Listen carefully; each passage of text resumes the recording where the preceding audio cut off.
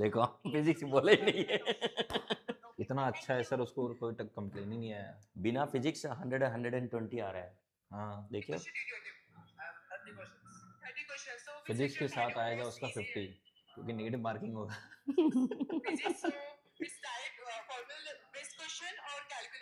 Thank you, thank you madam.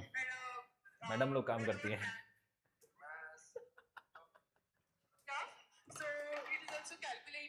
ये सब बच्चे वो नहीं है, अगर कोटा में पूछेंगे ना सही फीडबैक आएगा, क्योंकि बच्चे सारे दिमाग लगा के पढ़ते हैं। ये सारे ये कहाँ के हैं? हैदराबाद का। ये राघवेंद्र वहाँ पहुँच गया? राघवेंद्र नहीं है, हाँ, कौन है? अपूर्व। एफटीपी वाले जो रिसेंटली भी ज्वाइन किए हैं। ओह अच्छा।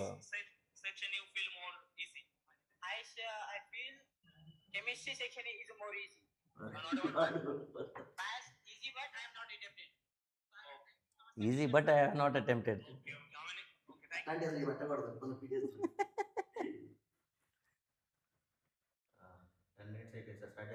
అయిపోయిందా? సరే ఇప్పుడు అట్లయితే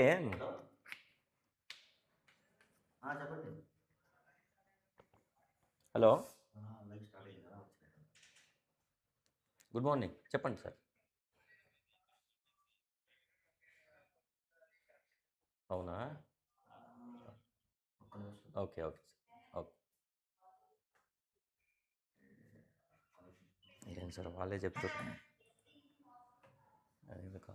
मैथ्स के बारे में कुछ पॉइंट बोलना पड़ेगा, अपने सब्जेक्ट बोल लेंगे हम लोग।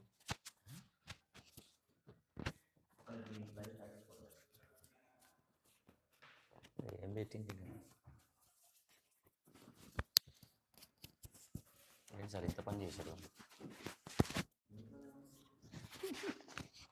ఓకేనా?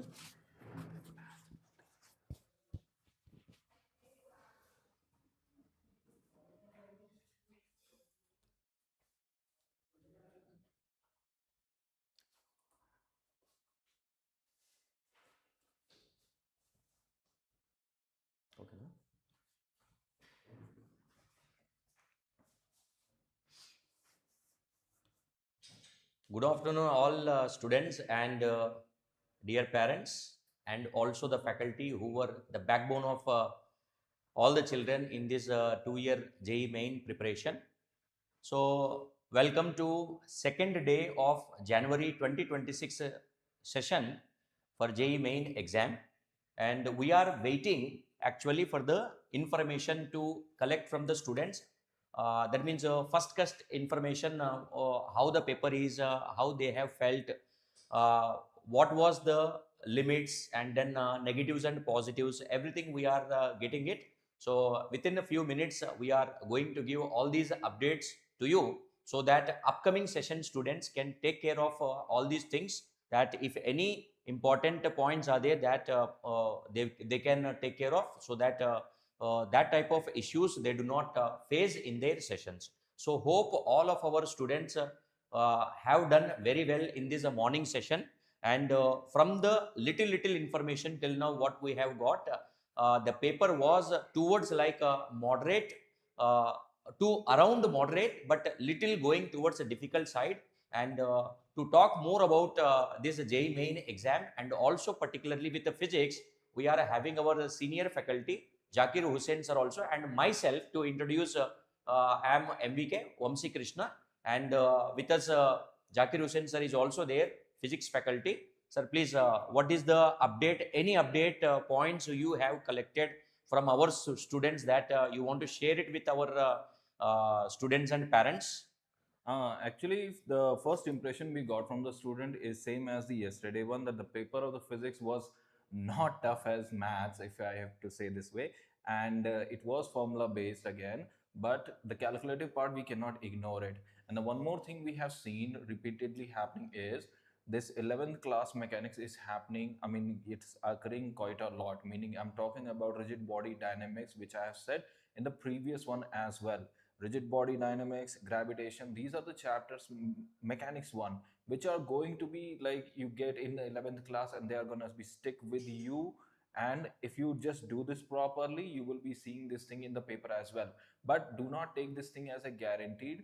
What happened today and yesterday doesn't mean it's going to be the same thing in the future as well. There is a pattern of the JE that whenever they do like a easy paper for first 2 days, they started gradually increasing the difficulty level.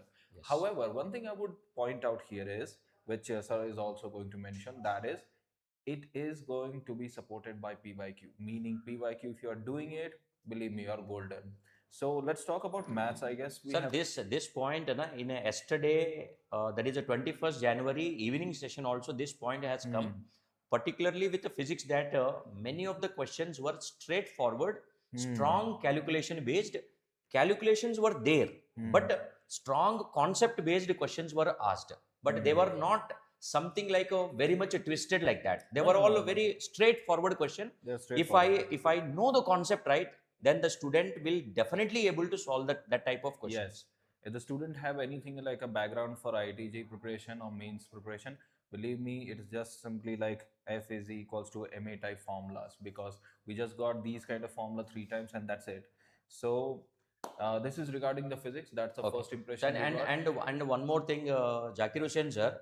So as like yesterday I have asked you the same question I am asking, even it is getting bored to you also, to help the students. Like suppose I am thinking like 100 to 110 marks is the first milestone for any student who is targeting for JEE, right? So 100 to 110 marks divided by 3 subjects means he has to score at around 35 to 40 marks.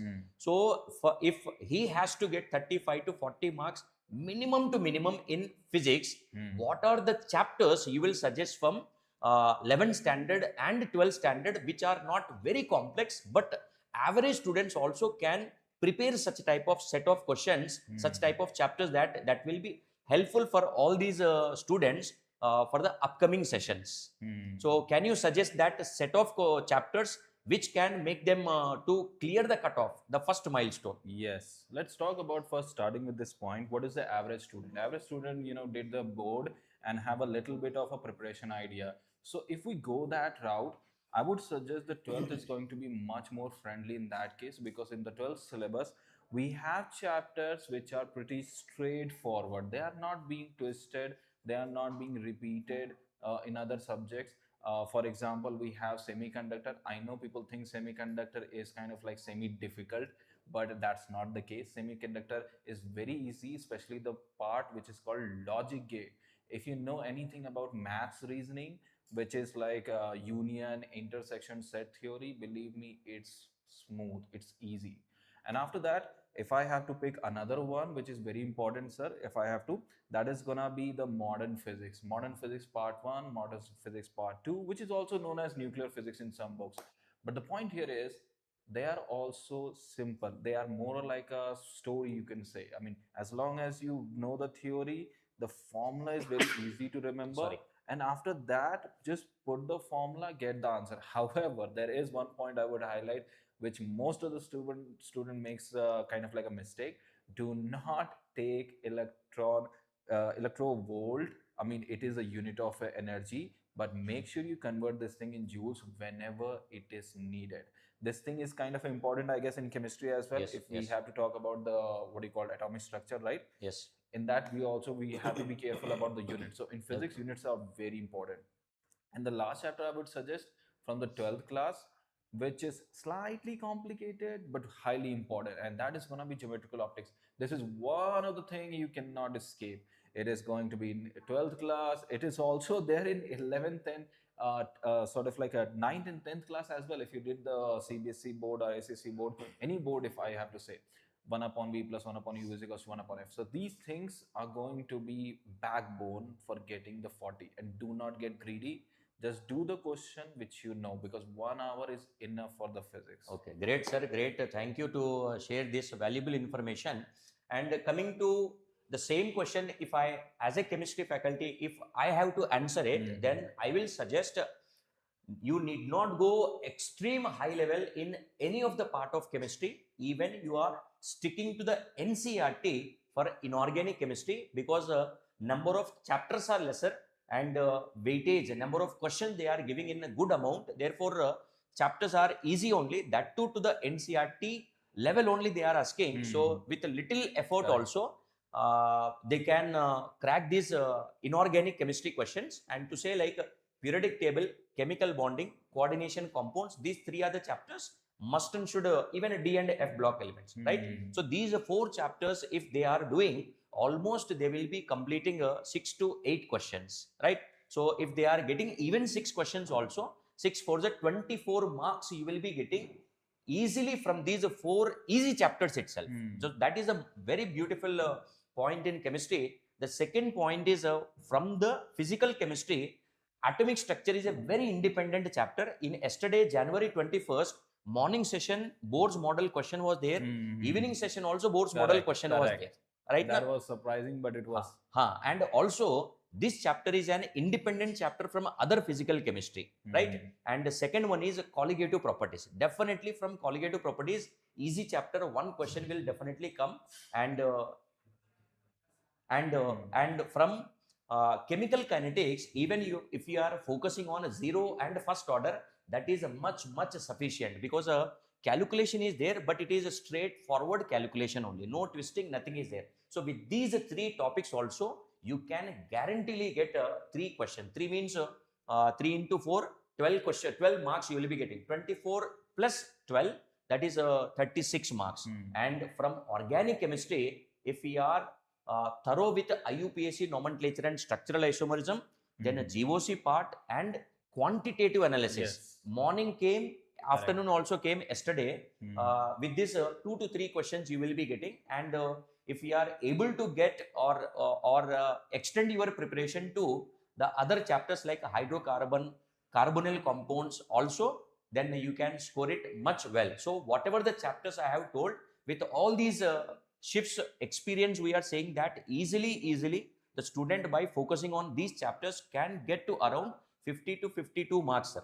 So very easily. And the same thing can be there with maths also. And going forward, stay tuned with the online this live session. And in between, whenever we get the opportunity, we will bring another expert faculty from maths also, and we'll share this minimum requirement question, right, to score 40 to 50 marks, right? And yeah, so in time itself, sir, please join with us. And here we are having another senior faculty with us, Vijay Sagar sir, with us, maths faculty. And sir, I am asking all the subject experts that the first milestone for all the students is to score 100 to 120 marks to clear the first cutoff. For that, every subject 35 to 40 marks they have to score it. So we are listing down from chemistry part, physics part, it is over. Minimum what are the chapters they have to do, that they will be clearing 40 marks. So same is the question I am asking you, sir, from maths part. What are that set of chapters which they have to do minimum? Okay, so actually for 30 marks, if we need 40 only marks. 30 to 40 marks, okay. 40 marks if we need only in maths for this complete session. So what I observed that this time from algebra, questions are not coming difficult.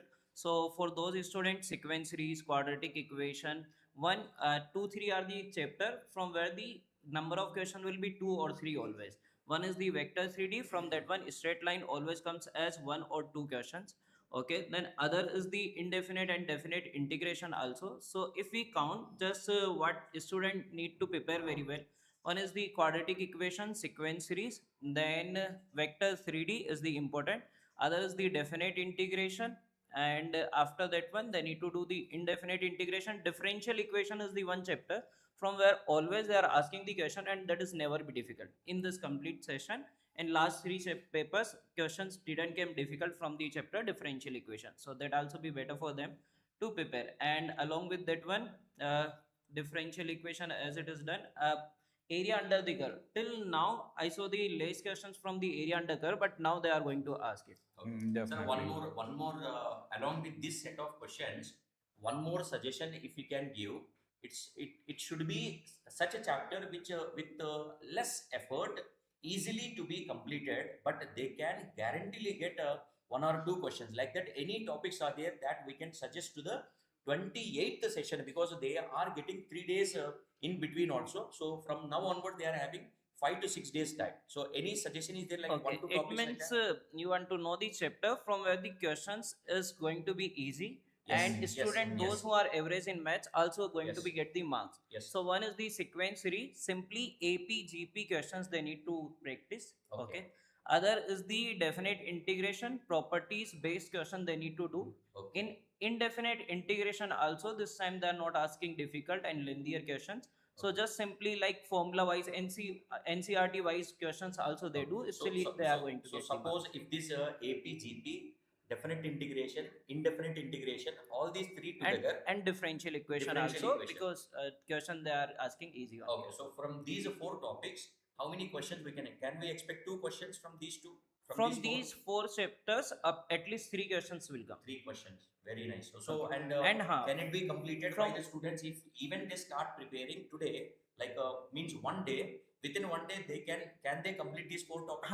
if they prepare once or they wrote those chapter in lecture note, they just need to go through the lecture note. Okay. Any source you want to suggest that they can cover these 4 chapters?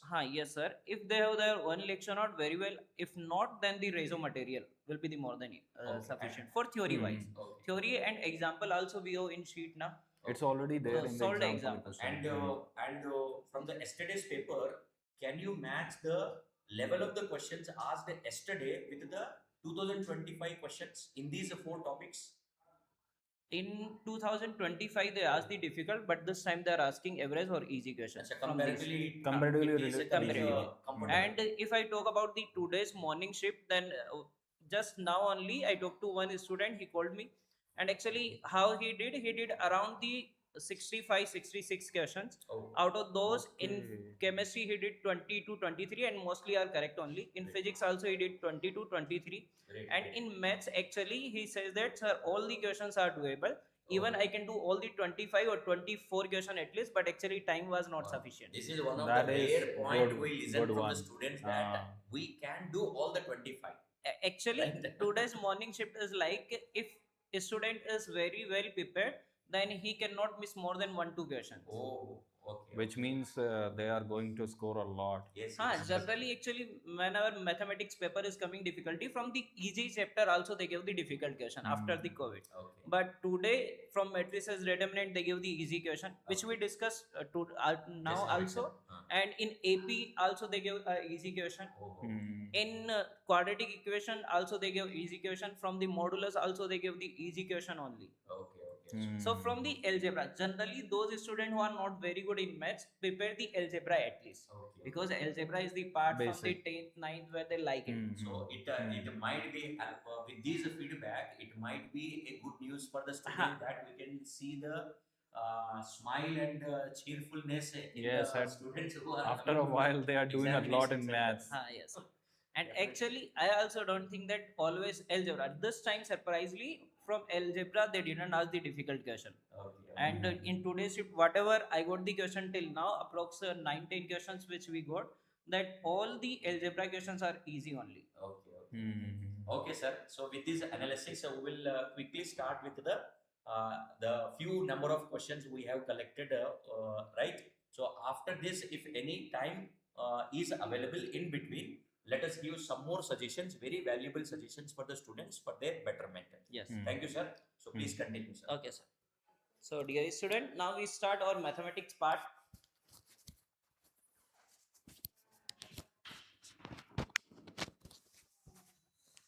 Okay, just wait a minute. Wait a second only.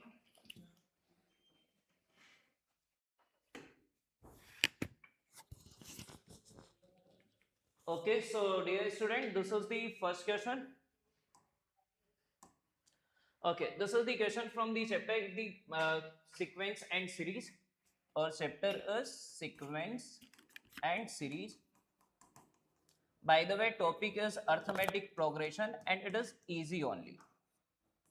Okay, now see what they are asking. If sum of the first 4 terms of an AP is 6 and sum of the first 6 term is 4, then sum of the first 12 terms. Okay, So just simply they give sum of 4 term is equal to 6.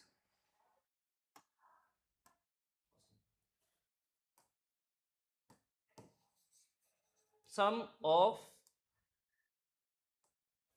okay, sum of 4 term they give as 6, sum of 6 term they give as 4, and what they are asking, that is S12, sum of 12 term. Okay, now to find the sum of 12 term, what we need, n by 2, that is 6, 2a plus n minus 1, 11d. Okay, I just need to find the value of a and d, that we are going to find from here. As for n by 2 is 2, 2a plus n minus 1 3, and d is equal to 6. So from here 2a plus 3d is equal to 3. And as 6 again n by 2 is 3, 2a plus n minus 1 5d, that is equal to 4. Then 2a plus 5d is equal to 4 by 3.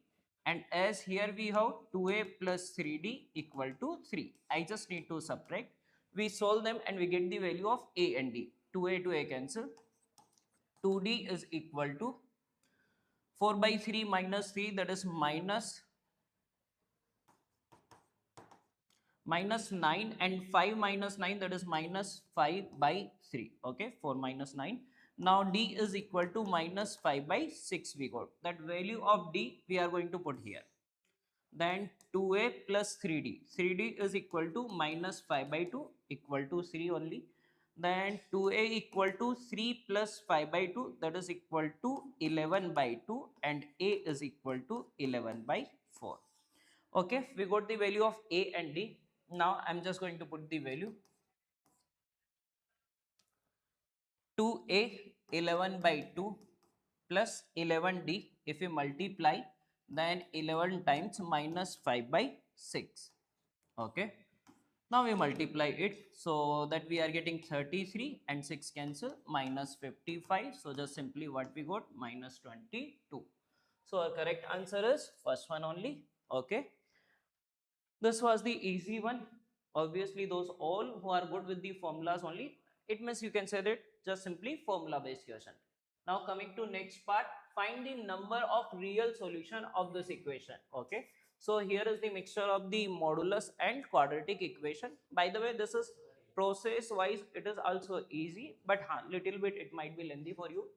So see, here we have modulus. So to remove this modulus, we are going to take all the critical point where these modulus going to change the sign. From this one minus 4, and from this one minus 2. Minus 4, minus 2. We are going to solve this question cases wise. Minus infinity. First interval is minus infinity to minus 4. We are going to solve for this one. In this interval, x plus 4 negative, x plus 3 negative. So these both modulus open with minus sign. It means we change sign. So minus of x plus 4, we multiply with x. So minus x square and minus 4x, because sign got changed. This is also negative, sign will change. This become minus 3. If you multiply, minus 3x minus 6 plus 10 equal to 0. Now I'm just taking minus common. So here x square minus 7x, but I took minus common, so plus 7x. Plus 4, I took minus common, so minus 4 equal to 0. Now we are going to solve this one for x. Minus b plus minus root b square minus 4ac. So 49, and 4ac is equal to 16 divided by 2. Okay, now just simply if you calculate this one, then minus 7 plus root of the 65 by 2, that is going to be greater than minus 4, and minus 7 minus root 65 by 2 is only less than minus 4. So from here how many solution we got? One solution. Okay, one solution in this interval. Now the next interval is when x belongs to minus 4 comma minus 2. Okay, now minus 4 comma minus 2, now this is the positive and this one is still negative, so this sign will remain same. I'm just multiplying x square plus 4x. Here we change the sign because it is negative, so minus 3x and minus 6 plus 10 equal to 0. X square plus x, and then further what we have, that is plus 4 equal to 0.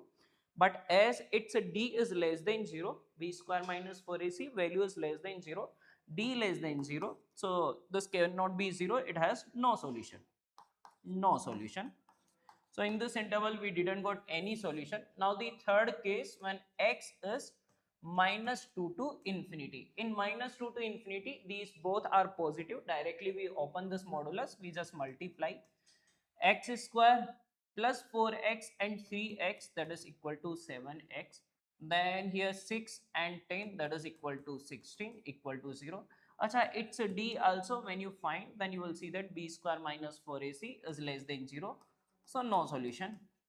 So it means overall we have only one solution. This was the question, that is numerically integer based. Okay. So now coming to next question. Okay, so this is the question from the chapter binomial theorem. Acha, binomial theorem, but here they use sequence and series also. Obviously, in the syllabus, if you see JEE Mains, they will not write the AGP, but I always suggest that AGP question. Last year also they asked. It means just simply what is the method to aid the sequence of the form AGP is going to be used. So here also, first we add the sequence, then we find the coefficient. Okay, binomial theorem, you can say easy if you did the notes of sequence and series. Okay, so this is the sum s is equal to, first I am writing this sequence, 1 into 1 plus x, 2 into 1 plus x square, 3 into 1 plus x cube, and at last 100 into 1 plus x power 100. Okay, first in AGP type of the sequence, we multiply with r and we subtract. So r is whose power changes, 1 plus x. I am multiplying with 1 plus x. Then we write one term forward, here 1 plus x square, then twice of 1 plus x cube, so on. Before this one, we have 99, 1 plus x power. Actually, here is 1 plus x power 99. We multiply by 1 plus x, so power 100. Further, this one we multiply, so 100. 1 plus x power 101. Okay. Now we need to subtract it. S common, 1 minus x, so minus x into s we are getting 1 plus x, here 1 plus x square, then 1 plus x cube. Okay, here 1 plus x power 100, and this one with minus sign, 100 times 1 plus x power 101. Okay, now this is the GP which we can add. And by the way, when we add this one, then a is 1 plus x, then 1 minus r power n, 1 minus r is 1 plus x power n, that is number of terms from here to here, that we have 100 by 1 minus r is 1 plus x. Okay, minus 100, 1 plus x power 101. This is the value of minus x into s. If you find the value of s, we need to divide by minus x also. This is 1 plus x, and by the way, here we are getting minus x. That minus x and minus x become x square. Okay, then minus these two, when we multiply, 1 plus x power 101 by x square, this x and x here. Then here also we divide 100 times 1 plus x power 101 divide by minus x. So it is minus minus plus and x. Now what do we want? We want coefficient of x power 49. So we are going to get now. Your answer is going to be, from here we are not getting any x power 48. From here, actually I need x power 48 from total. In denominator we have x square. So here, from here we choose x power 50. So coefficient of x power 50 is minus 101 C 50. Okay, then from here plus 100. From this one we need x power 48, but x is in denominator, so what we find, x power 49. So that is going to be 101 C 49. Okay, and which option is correct? 100 times 101 C 49 and minus 101 C 50. Okay, so a second option is going to be correct here. Okay, now coming to next. Okay, so this is the question from the matrix again. It is easy one only, but if you will, sometimes whenever we have higher exponent of the any matrices, we try to find a sequence so that we can get a power 2025. But this time you will not get any sequence. By the way, they are not asking these matrices, they are asking just only determinant of this sum. Okay, so first we simplify this one. In these all a power 2023 can be common. Then here we are getting a square minus 3a and plus I. Okay, determinant of this total. Now it looks like determinant of a into b, that can be written as det a into det b. So det a, determinant of a whole power 2023. Okay, and determinant of a square minus 3a plus I. Okay, determinant of A, just simply if we find from here, that is 10 minus 9, that is equal to 1. So this value is 1 only. So what we got? We just got determinant of A square minus 3A plus I. Now to get the determinant of this one, you have two options. Either we find A square, A already we have, we multiply A with A, we get the A square. I, we all know what is it is going to be. And find this sum, get the value of determinant. Or actually this is quadratic expression and A degree is 2. If I find the characteristic equation, that is going to be 2 degree. From there we get the value of A square. So I am going to use the characteristic equation.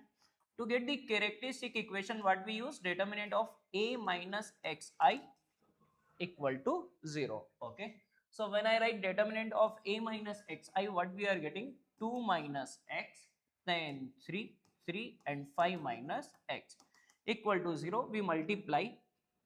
Okay, this one into this one, in both I am taking minus common. So x minus 2 into x minus 5 and minus 9 equal to 0. That is x square minus 2x minus 5x minus 7x plus 10 minus 9, that is equal to 1. Okay, equal to 0. If we replace x with a, because it is characteristic equation, so a will satisfy. A square minus 7a and plus I equal to 0. Then from here I am going to get the value of a square plus I, that is what? 7a. Okay, so this a square plus I is 7a. 7a minus 3a, it is going to be 4a. Now determinant of 4a, 4 comes out, 4 power n is order, that is 2. Det a is 1, so what we are getting? 16. Okay, so for this question our answer is 16 only, and it is only correct one. Now coming to next question, the domain of the function 1 by. Okay, so this is the question where they ask the domain from the function chapter. Okay, by the way, it is also easy only. They ask domain of the function 1 by ln 10 minus x plus sine inverse. So just we apply the condition so that function defined. For ln to be defined, this 10 minus x need to be greater than 0, and this 10 minus x cannot be equal to 1, because if this is 1, then denominator will be 0. Okay, because ln 1 is 0, then 1 by 0 become infinity. So from here we got x less than 10, and from here we got x cannot be 9. Okay, and by the way, we need the domain in this form, then we get the value of abc. Okay, so this was the condition for ln. Then for sine inverse, we all know our condition is going to be simple: x plus 2 by 2x plus 3. Sine inverse is only defined from minus 1 to plus 1, so it has to be between minus 1 and plus 1. Now this is double side inequality, both part we need to solve. So first I am going to write this one here. Minus 1 comes this side, so x plus 2 by 2x plus 3 plus 1 greater than equal to 0. This part I am going to write here, both need to satisfy. X plus 2, 2x plus 3 minus 1 less than equal to 0. If you take the LCM, 2x plus 3, then 2x and x, 3x, 3 and 2, 5 we are getting greater than equal to 0. Here 2x plus 3 minus 2x plus x, that is minus x, minus 3 plus 2, that is minus 1, less than equal to 0. Okay, here we take the minus common, then sign of inequality changes. Okay, so that become x plus 1. Now here if we use the sign scheme, minus 3 by 2 and minus 5 by 3. Okay, so minus 5 by 3 and here minus 3 by 2 plus minus plus. Okay, then here minus 1 and minus 3 by 2 plus minus plus. Okay, now what do you want? We need the intersection of both. Acha, by the way, intersection of these three we need. So if we take the intersection, then from here x belongs to minus infinity to minus 5 by 3 and minus 1. So obviously till minus 5 by 3. Then union, here also plus sign, here also plus. Then union minus 3 by 2 to till where we write 9, because x cannot be 9, and then further 9 to 10. Okay, this is our solution. Now if we compare, a is equal to 5 by 3 minus 1 to minus, just a minute, minus here I changed one thing, minus 3 by 2, this was the minus 1. Okay, then minus 5 by 3.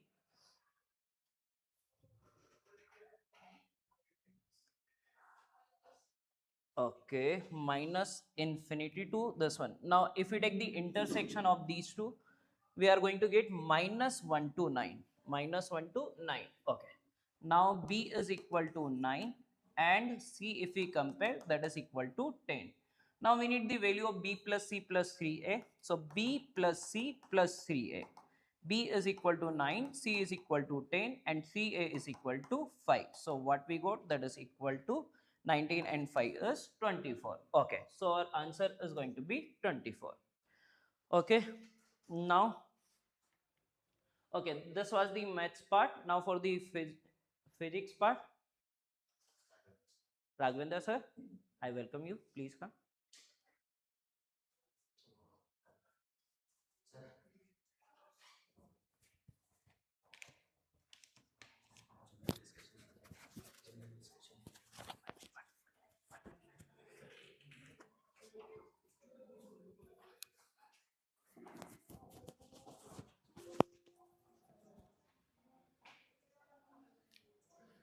Good noon to all of you. My name is Raghavendra, Senior Faculty of Resonance Group. Today, I'm going to discuss some of the questions which one was asked in the morning IIT Mains examination. Let us see first question in physics.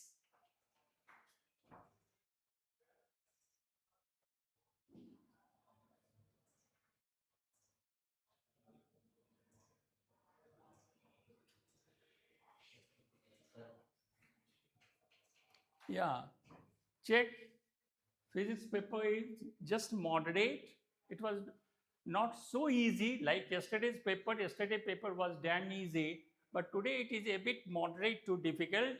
Now, let us see, the first question is on the board.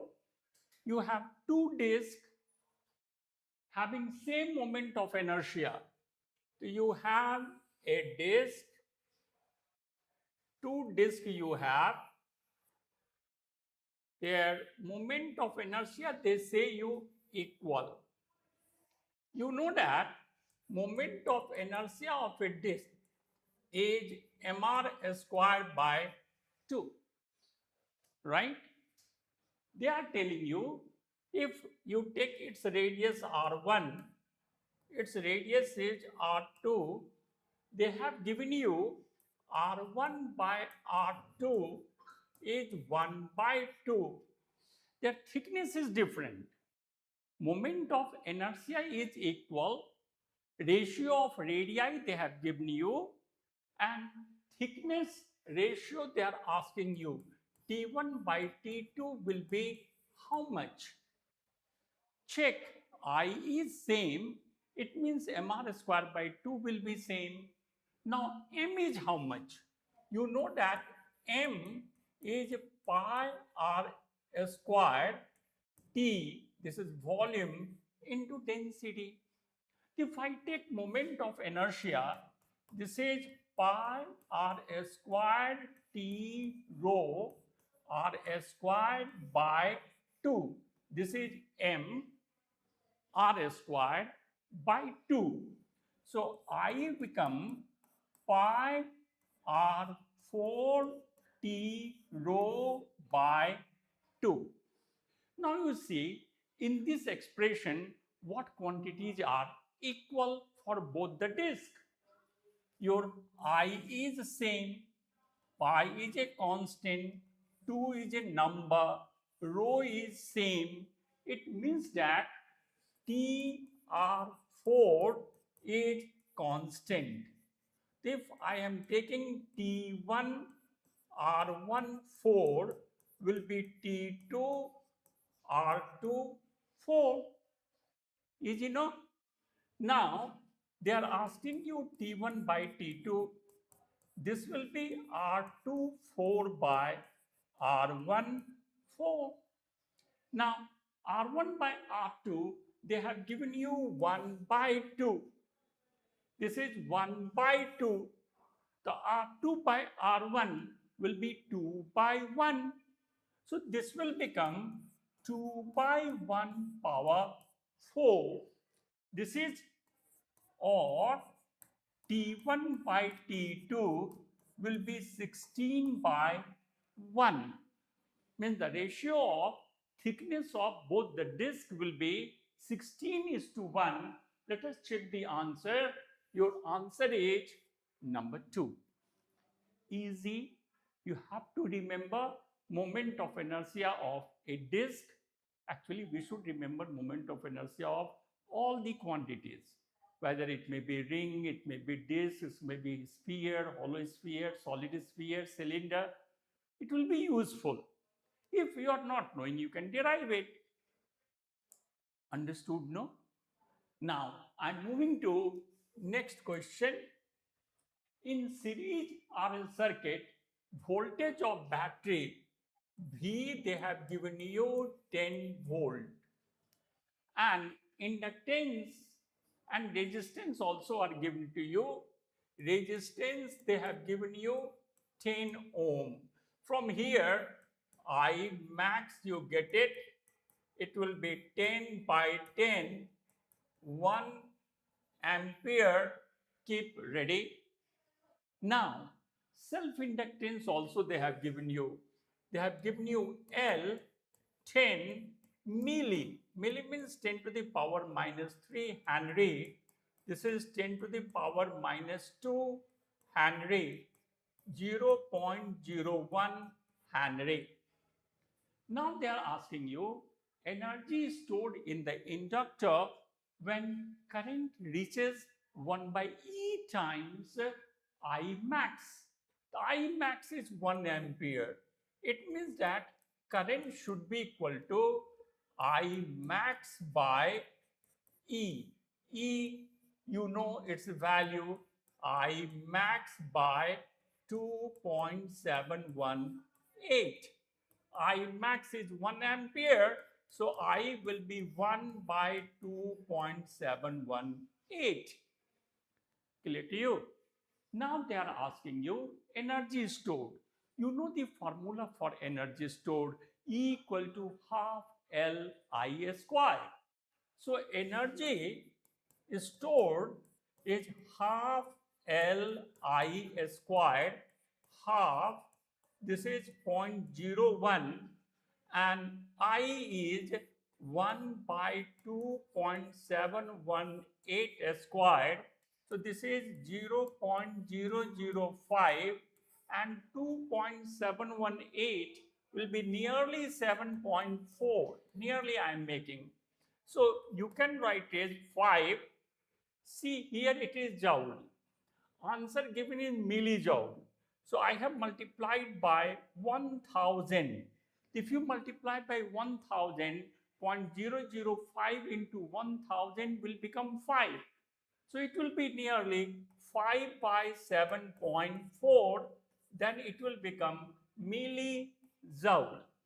Nearly, if you are getting this, so it will be nearly 0.667, means 0.67 millijoule. Check. Simple question based on energy stored in an inductor, half Li squared. And simply they have told you that I is I max by E. Answer is 0.67 millijoule. I hope you understood it clearly. Now, let us move to next question. They say there is a potentiometer. Null point for two resistors R1 and R2 they have given you is 40 centimeter. So if I take this as L is 40 centimeter, right? So R1 by R2, here a single wire they have given you. Basically, it is just like, yeah, meter bridge problem. Yesterday also they have used the word potentiometer, but it was meter bridge problem. Today also they are using the word potentiometer, but basically it is a meter bridge problem. If this is 40 centimeter, let us assume is L1, then L2 will become 100 minus 40, this will become 60 centimeter. Clear to you? Now, R1 by, because balancing condition you are taking. In meter bridge, Wheatstone based circuit, balancing condition when you take, then R1 by R2, this is L1 by L2, it is 40 by 60, this is 2 by 3. So you are getting R1 equal to 2R2 by 3. In hand, you keep the relation between R1 and R2.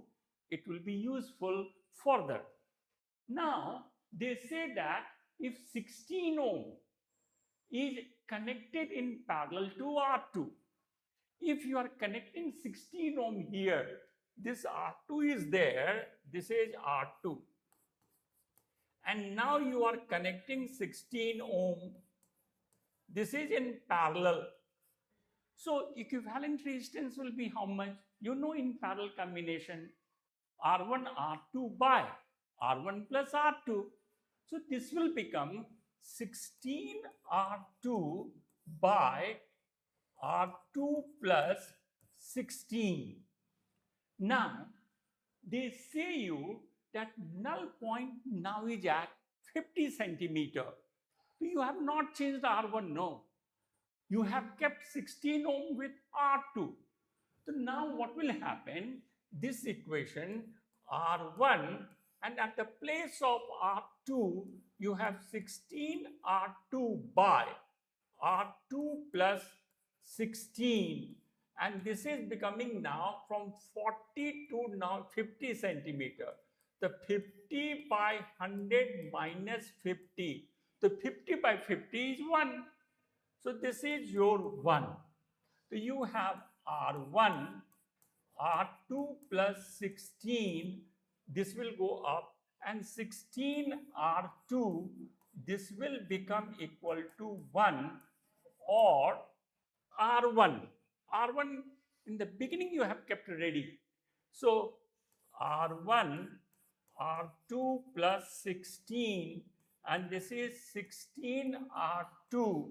Now at the place of R1, you are keeping 2 R2 by 3, R2 plus 16, and this is 16 R2. Clear? R2 is cancelled, 2R2. Now you have 2R2 plus 32, and here it is 48. 2R2 is 16, R2 you got 8 ohm. R2 is ready for you. Once you got R2, then I want to find R1. R1 equal to 2 by 3 into 8. You got 16 by 3 ohm. Clear to you? Simple meter bridge problem. You have taken balancing condition.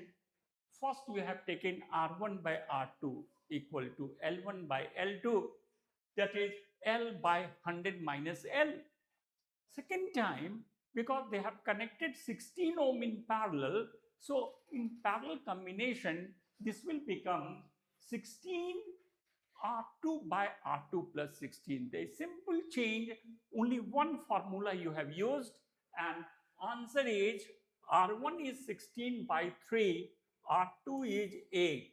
This is R2 and this is R1. Your answer is number 3. I hope you understood it clearly. Now, I'm moving to next question. A projectile is thrown upward at an angle of 60 degrees with the horizontal. The speed of projectile is 20 meters per second when its direction of motion is 45 degrees with the horizontal, the initial speed. So first, I take a projectile. I have taken a projectile. They say you have projected it with velocity u at an angle of 60 degrees. You are projecting at an angle of 60 degree with velocity u. Now, after some time, its velocity becomes 20 meter per second, and at that time, this is 20 meter per second. Suppose this is V and this angle is theta. This angle is theta naught. This theta, they are telling you, it is 45 degree. Am I right? Now, they are asking you what will be the value of initial velocity, initial speed. They are asking you u. Simple. In projectile motion, you know it is combination of two right angled motion.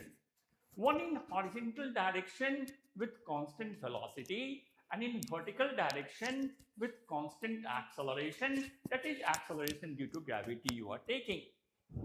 In horizontal direction, when you talk, in horizontal direction, there is no acceleration. When there is no acceleration and air resistance also you have completely neglected, it means that velocity in horizontal direction will always remain constant. At any point projectile may be, velocity in horizontal direction will remain constant because acceleration is not acting.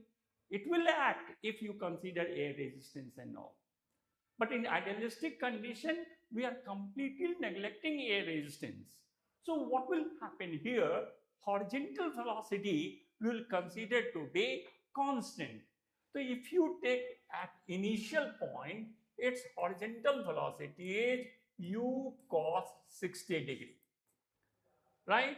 And if you take here, its horizontal component of velocity is v cos 45 degree. Now, you are taking u cos 60 and v cos 45 degree. So u cos 60, 1 by 2, v they have given you 20, it is 1 by root 2. Here u will become 20, 2 by root 2. This will become 20 root 2 and unit is meter per second. It means that particle is projected with velocity 20 root 2 meter per second from ground or from whatever height you have thrown it. Its initial velocity is 20 root 2 because initial velocity they have given you u. Its horizontal component, whatever will be there, it will always remain constant. You can check anywhere this side, whatever velocity is there, it will remain constant. Here you take u cos 60, 20 root 2, 1 by 2, again it will become 20 by root 2 and it is constant. E.g., your answer is initial speed of the particle is 20 root 2 meter per second. I hope you understood the solution clearly. An easy problem from projectile motion. Now, let us move to next question. You have massed the following. For, and here they are asking you dimensional formula. For dimensional formula, actually in the beginning we are not learning. Because to find dimensional formula for any physical quantity, it is too much essential to know either formula for that quantity or definition of that physical quantity, right? So now you take first is spring constant. You know spring constant denoted by Kf equal to Kx. K, if you take, this will become F by X. F ml t minus 2 by L. You are getting m1, LL cancel L0, t minus 2. Dimension of m is 1, dimension of L is 0, dimension of t is minus 2. You already know force constant or spring constant and surface tension both have same dimensional formula long ago in IED. Already in advance they had asked this question. Force constant, that is spring constant, and surface tension have same dimensional formula. Let us check here where it is. So for B, M, L0 T minus 2. So for A, your answer is 2. Clear to you? This will be your A answer, A2. Next, B is thermal conductivity. It is from thermal conduction chapter. The rate of flow of heat, you know, Q by T, Ka d theta by dx. I told you to find dimensional formula for any physical quantity, formula is must, or its concept or definition you should know. So for thermal conductivity, it is Q by T, Ka d theta by dx. You want, actually, it is called coefficient of thermal conductivity. Directly thermal conductivity, they should not say. Here, they want dimensional formula for K. So K will be, if I take K, then this will become Q, and here it is T, here it is A, here you take d theta, dx you take up. Up Q is heat energy, na?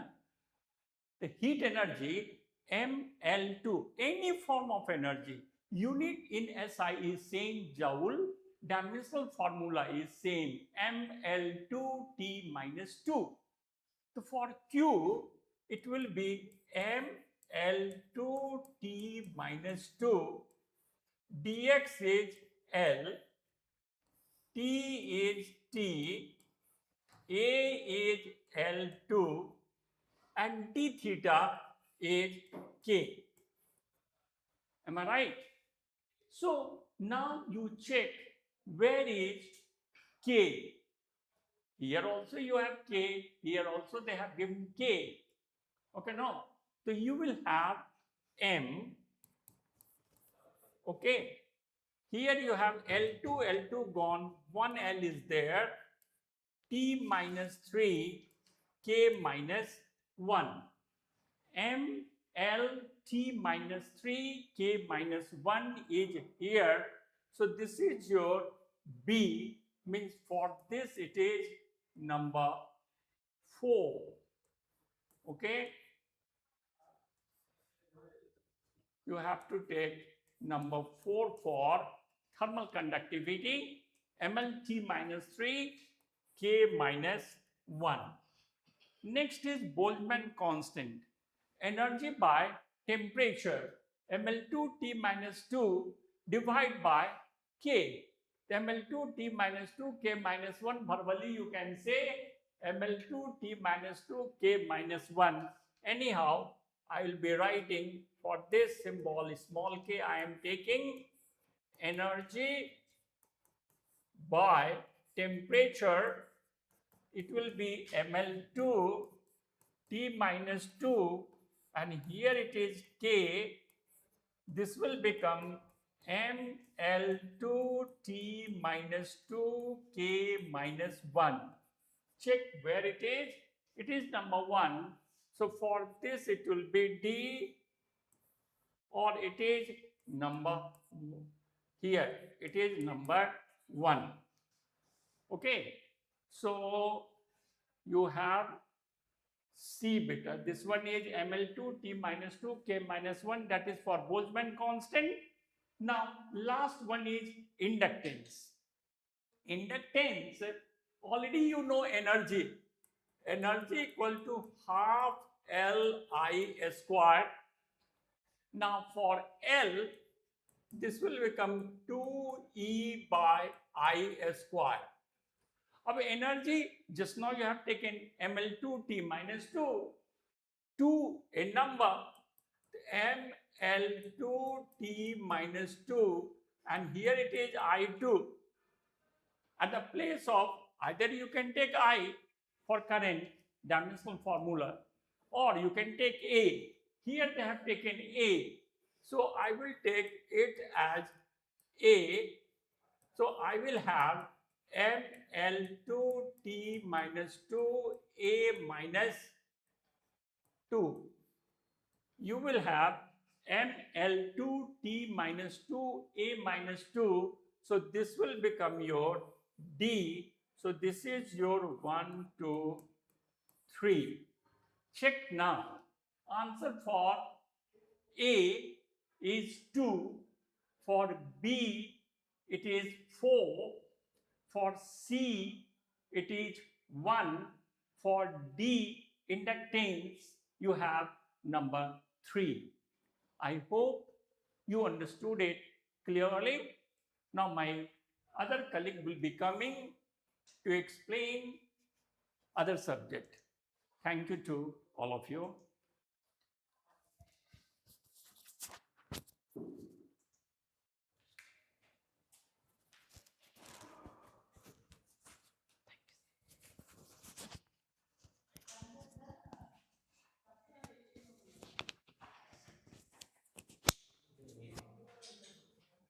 Hello to all my dear students. I hope those who wrote exam in the morning shift, everyone had a great exam. So all the very best for your results. But those who are having exam in upcoming session, this is going to be really very useful for us. So very useful for you. So please be stuck on this, and let's see what's the chemistry now. I have a very good news for you. This time also chemistry, we don't have any surprises. Very expecting questions the JEE Mains is asking from us. Now, in the terms of, if I'll ask you concept, in the terms of concept, the questions are coming really easy. But yes, we can say sometimes some of the questions are lengthy. So let's see what's the question we are having. Let's solve the first question. The first question is, arrange the following metal ions forming octahedral complexes with low spin. Just a minute.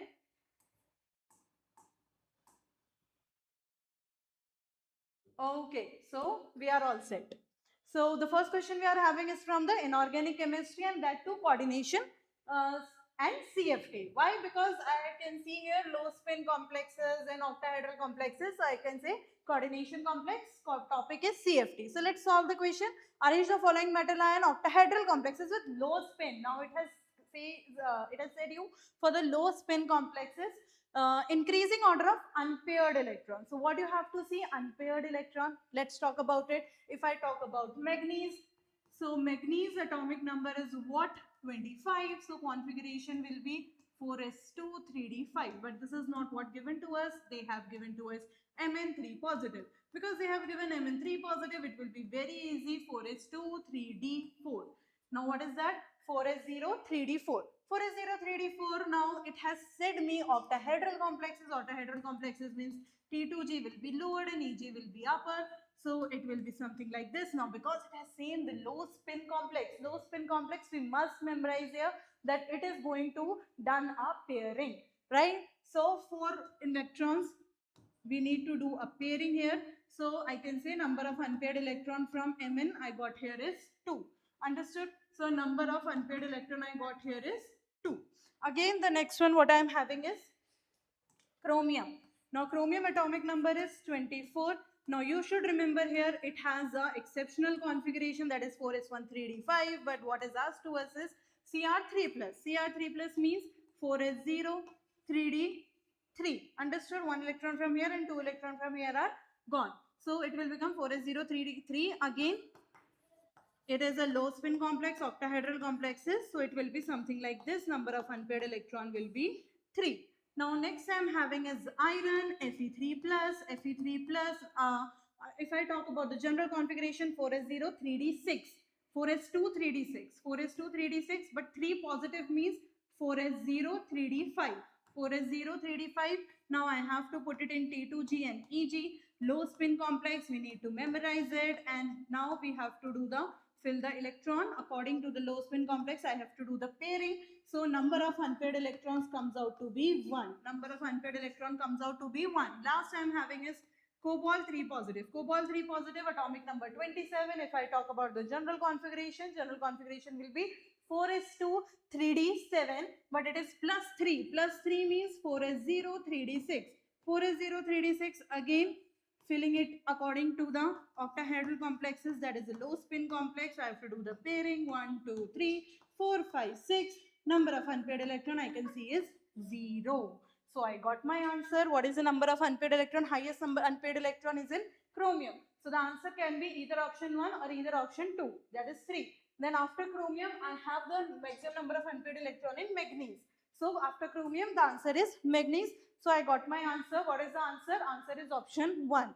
Answer is option 1. So again I am saying concept is very easy. But such type of question comes under moderate level. Why?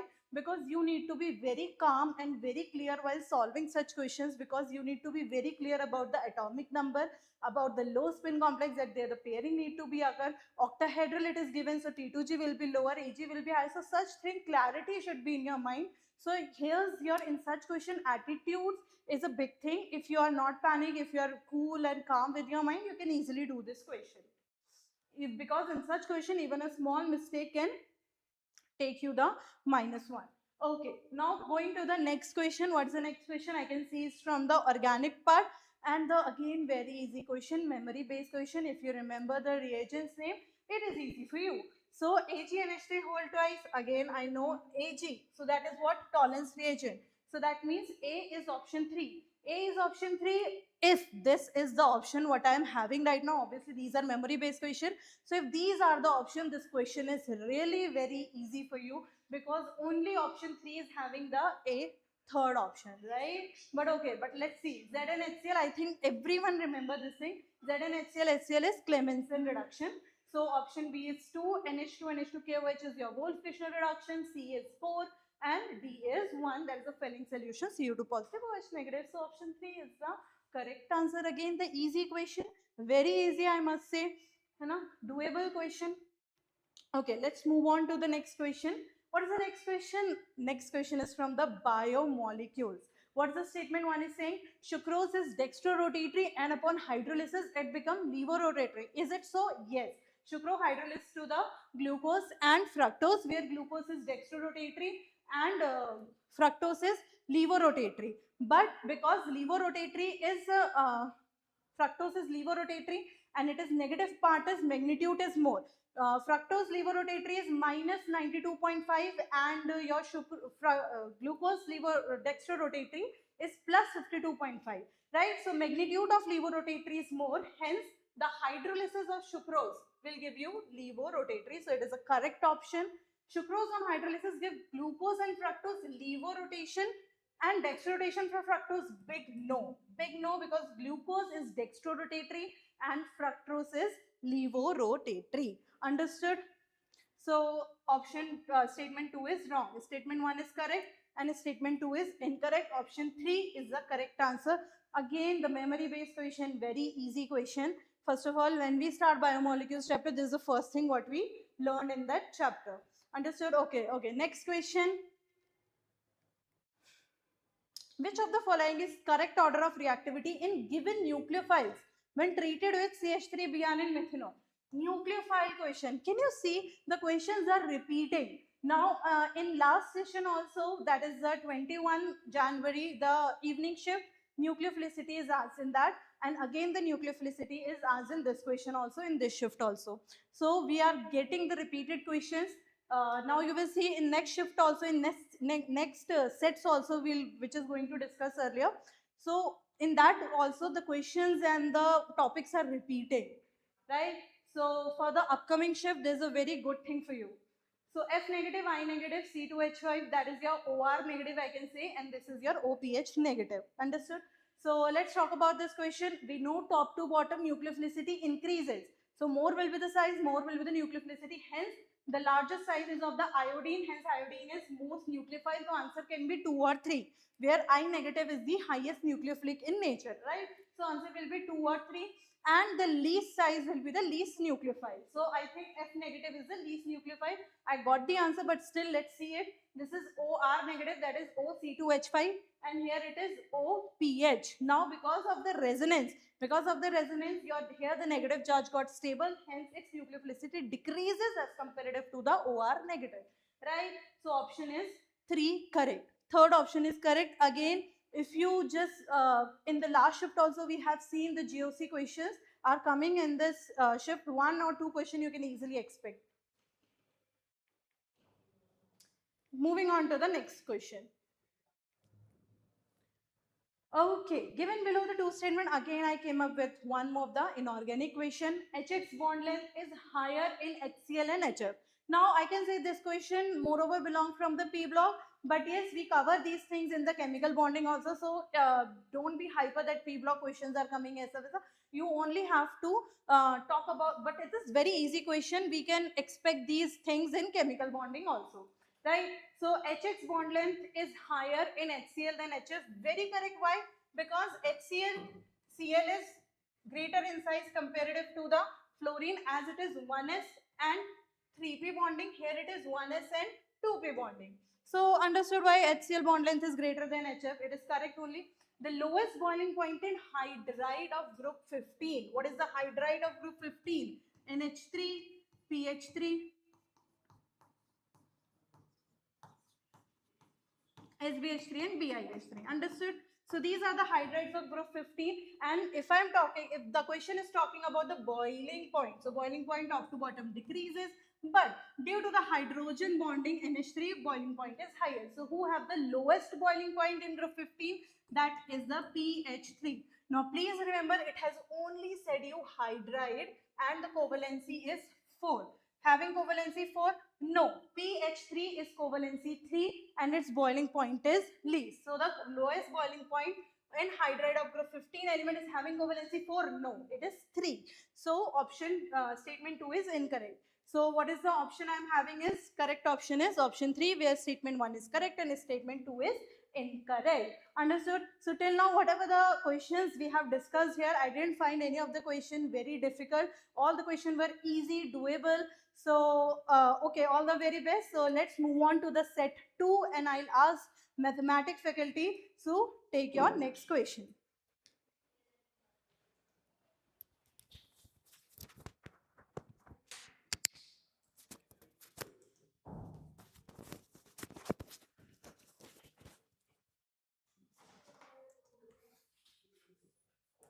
Okay, thank you, ma'am. Dear student, now we move to mathematics part.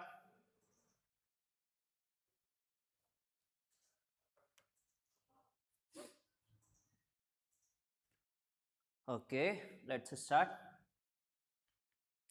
Okay, so next question.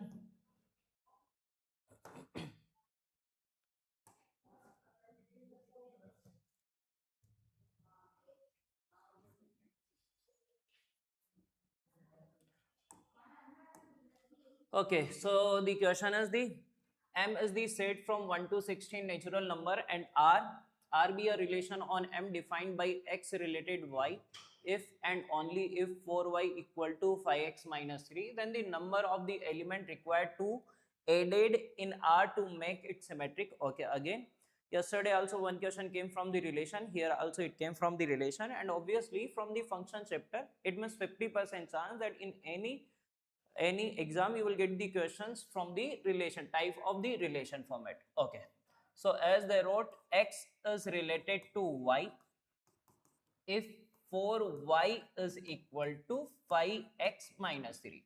So first we find that in this relation total how many element we have. Okay, x and y both need to belong to this one. So first if I find the possible value of x which satisfy this one, if we put x equal to 1, then 5 minus 3 2, that is not multiple of 4, because y also need to belong to this one, the sum need to be multiple of 4. Okay, so x equal to 1 is not possible. 2 if you put 10 minus 3, 7 also not possible.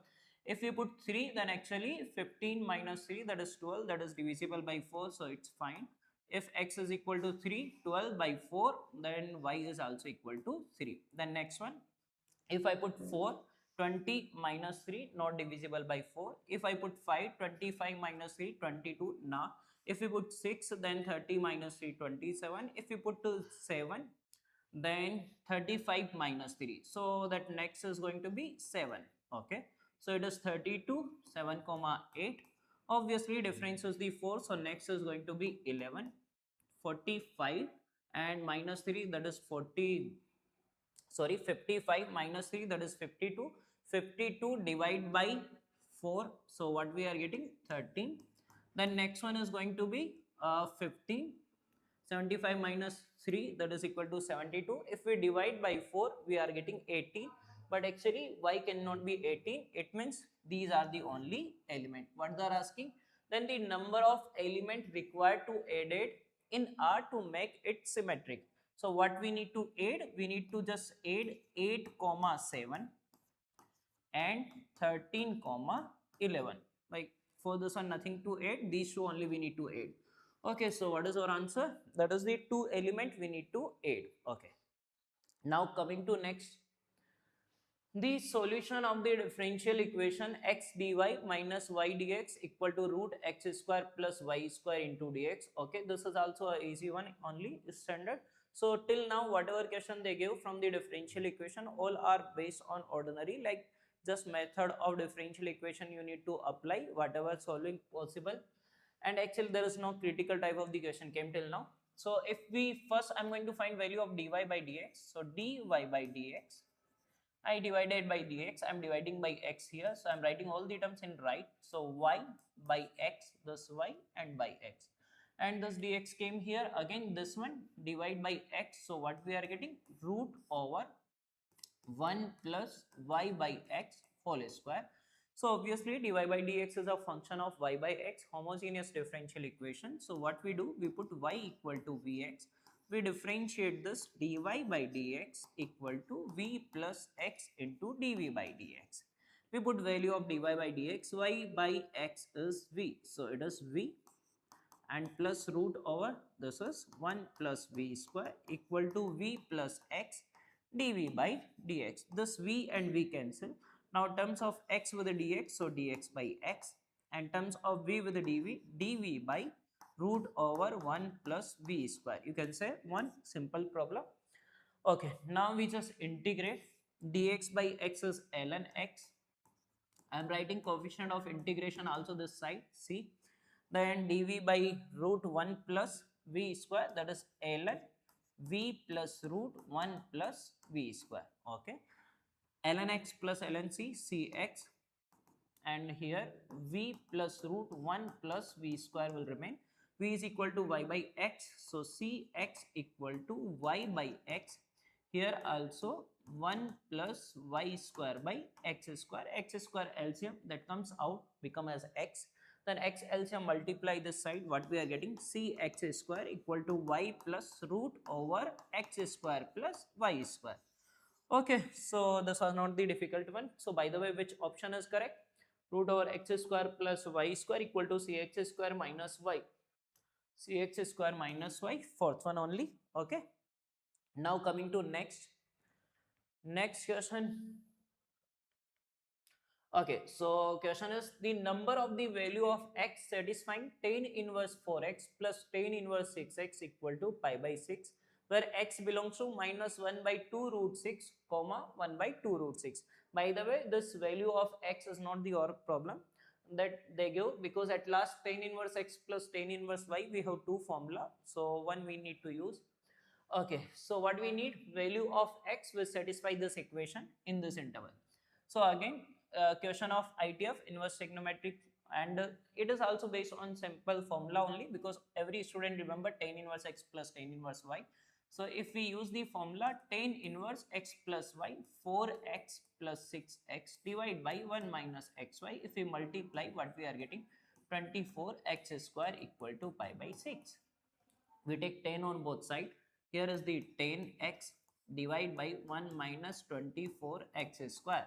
10 pi by 6, that is 1 by root 3. We just multiply. So cross multiplication, all terms I am writing this side. So finally, after cross multiplication, you will get a quadratic equation, that is like 24x square minus, sorry, it's plus only, 10 root 3 into x and minus 1 equal to 0. This equation we are going to get x equal to minus b, 10 root 3 plus minus b square minus 4ac, b square is equal to 300, and minus 4ac, minus minus here plus 4 into 24, that is going to be 96, by 2a, that is going to be 48. Acha. Now just simply if you choose the minus sign, then ये minus 10 root 3 and minus of 390 root 396, that will not lies in this interval. Only the sum with the plus sign is going to lies in this interval. Okay, so just we need to select those x which are going to lies in this interval. So that's why number of solution is 1 only, because 1 is out of this interval. Now the next question, the value of definite integration. Okay, so question from the chapter definite integration, and again it is based on greatest integer function. You can say that it is not the easy, but it is not difficult also. So it is average to moderate problem is there. So I is equal to minus pi by 2 to plus pi by 2 dx by greatest integer of x plus 4. First I am going to use the property 4. We are going to convert this limit 0 to a, 0 to pi by 2. So what we need to write, fx to f minus x, fx plus f minus x. Fx is 1 by greatest integer of x plus 4, and f minus x is 1 by greatest integer of minus x plus 4, okay, into dx. Now we break this one. If you want, you can write this one as minus 1 minus greatest integer of x. Okay, let me write. In definite integration, greatest integer of minus x can be replaced with minus 1 minus greatest integer of x. Okay. Now, so if I write this one, I am separating both 0 to pi by 2, 1 by greatest integer of x plus 4. This is minus 1 minus greatest integer of x. So 4 minus 1, that is 3, 3 minus greatest integer of x. Okay, now as we know that greatest integer of x value will change as this x cross any integral value. 0 to pi by 2 is 1.57. So what we do, we divide in two parts, 0 to 1 and 1 to pi by 2. Okay, if x is 0 to 1, greatest integer is 0. So what we are getting, 1 by 4, and this is actually equal to 1 by 3 into dx. Now 1 to pi by 2, it means greater than 1 but less than 2. So greatest integer will be 1. So it is 1 by 1 plus 4, 5, and it is 3 minus 1, that is equal to 2. Okay, into dx. Now we just integrate. If we add this one, 7 by 12, 7 by 12. If you integrate into x, upper limit minus lower limit, 7 by 12 only will get. And here 7 by 10 you are getting. When you integrate 1, x upper limit minus lower limit, pi by 2 minus 1. So just simply if you simplify, you get your answer, and might be your answer is 7 pi by 20 minus 7 pi by 10 and minus 7 by 12. If you take the LCM, might be that one or anything will be the answer. Okay, okay, let me solve. So here 7 pi by 20 plus 7 by 12, and here minus 7 by 10. So finally 7 pi by 20. In these two we take the LCM, that is going to be 60. Okay, 7 common you can say, and 5 minus 6 minus 1. So what we are getting, minus 7. Okay, so minus 7 by 60. So fourth one is going to be correct. Okay, now the next question is the area of the region is divided by x equal to -1 in the ratio m is to n, then the value of m plus n. Okay, so the question from the area under curve. Okay, this one is easy actually, but it takes time. It is little bit lengthy. So first we draw the graph for the questions of area under curve. Always first we draw the graph. Y equal to x square plus 1. This one is the parabola. Y equal to x square plus 1. And then further y equal to 3 minus x, a line, that is y equal to 3 minus x. Okay, now the reason y less than equal to 3 minus x, 0 comma 0 is satisfying, so its region is downward. Then x square y is greater than equal to x square plus 1, upward to the parabola. So finally this is the region which is bounded by these two given two inequality.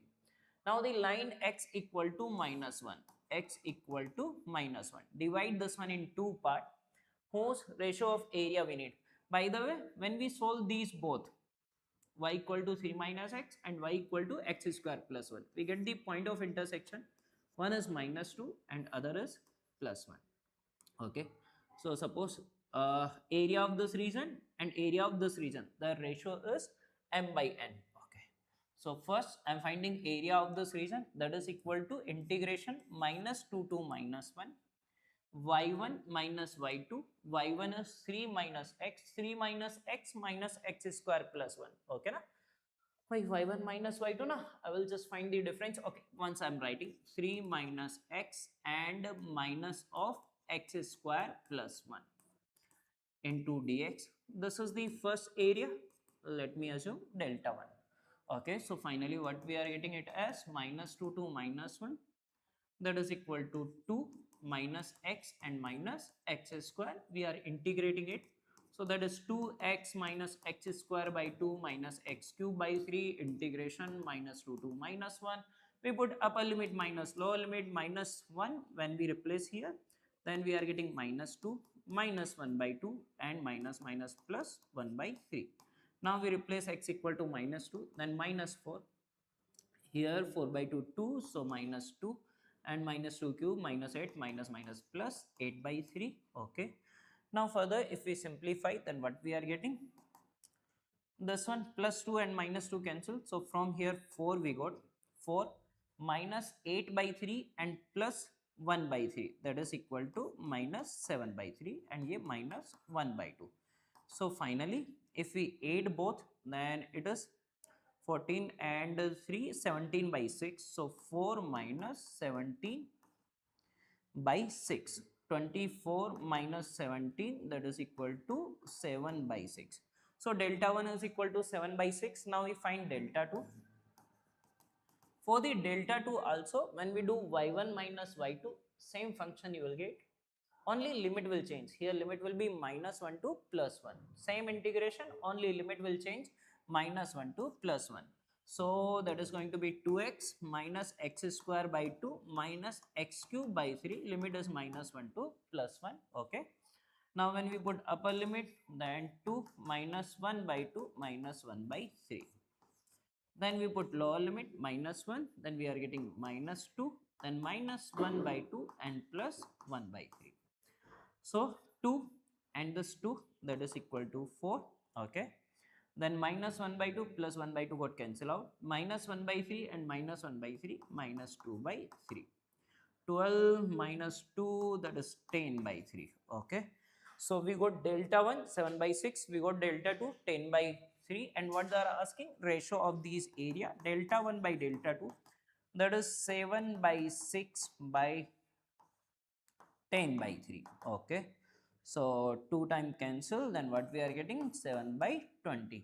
Okay, then the value of m plus n, 7, that ratio of the area is 7 by 21, 7 by 20, so this sum is equal to 27.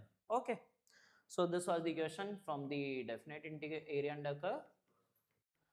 Okay, so this was the maths part. Now I request to ma'am to join us.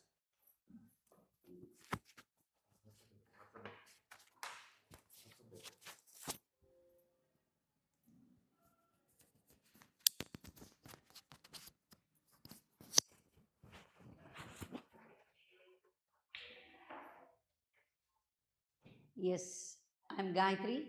Today, let us begin the chemistry continuation or remaining questions of chemistry. I think Komal madam has discussed few questions, and let me also continue with the set 2 questions. All right, here today the paper was more of theoretical, and the P block questions were more compared to organic and mixed with physical chemistry too. So let us see how far we can manage the remaining questions or continue with the questions. Yeah, this is an organic question which is telling us about the reactivity of the following on the basis of SN1 mechanism. So here, speaking about SN1 mechanism, we should know that the driving force for SN1 mechanism is stability of carbocation. The stability of carbocation. Now on these structures we can see that you have here in the fourth structure 3 phenyl groups. So you will get a tertiary phenyl carbocation which is said to be more stable. So definitely that will undergo cleavage very fast. So the reactivity will be fastest with the fourth. So among the given options, I will eliminate option 2 and option 3 because they don't show the greatest reactivity of 4. Between first and fourth, now I would go for the next probable speed rate of a reaction where you have here trimethyl carbocation. This is a tertiary carbocation. So that is also a tertiary cation. Hyperconjugation structures are present. 3 hyperconjugation. Each carbon here has 3 hyperconjugative hydrogens. So therefore, you have 9 hyperconjugative hydrogens. So I will go with the next rate of reaction will be shown by the third structure.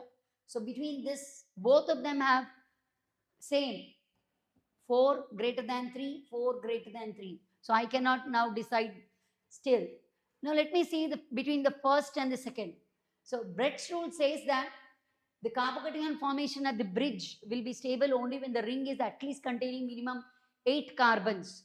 So here you have 8 carbons, 6, 7, 8. Coming to this, you have only 6. 1, 2, 3, 4, 5, 6, and this is 7. You have 1, 2, 3, 2, 3, 4, 5, 6, 7, 8. So definitely the stability of the carbocation, at least with respect to the first structure, will be more than the 2 because of the less angle strain. So we'll go with the first option. So next, let us go for the next question. So this is coming under, to be precise, alkyl halides or halo compounds.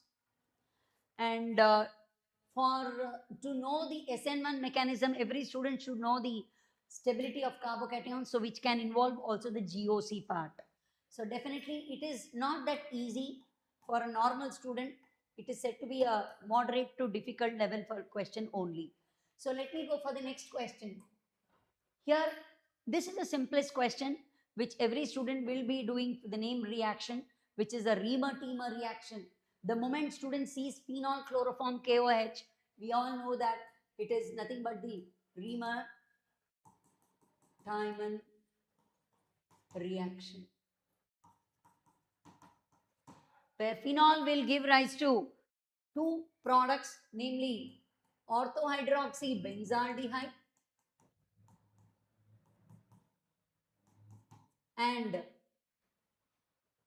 parahydroxybenzaldehyde.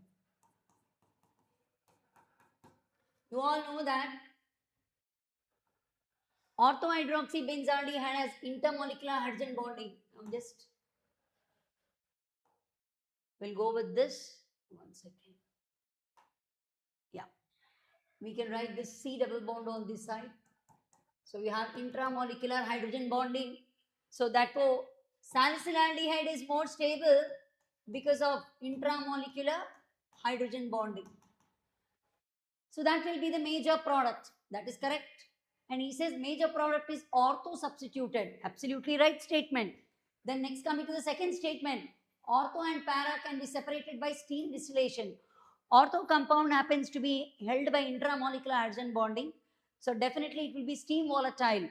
Hence it is separated by steam distillation. So both 1 and 2 statements are correct. So let's go for the next question. So this is again from the phenols chapter. This is simplest question, named reaction, and the question is also said to be easy level. So most of the students must have completed this question with an ease. Next question. Yeah, once again, this comes from organic. Here, definitely a sequence related question. Here we are given a molecular formula, C9H level NO reacts with bromine NaOH to give rise to X. X on treating with NaNO2 with dilute HCl. Every student can understand the treatment with NaNO2 HCl is nothing but your diazotization reaction. Here, that means we can say that X can be a primary amine or aromatic primary amine, because we also see 9 carbons. Every option has a benzene ring. So definitely it should be an aromatic amine. Your X should be an aromatic amine. That is a clue when student can achieve. And aromatic primary amine can be formed by degradation reactions. Yesterday also we got this sort of question, Hoffman's hypobromide reaction. We know that amides form hypobromide reaction. So definitely among the 3 or remaining 3 do not have an amido group. Here you have an amido group. So amido group undergoing hypobromide reaction. So sequence first A on treating with bromine NaOH.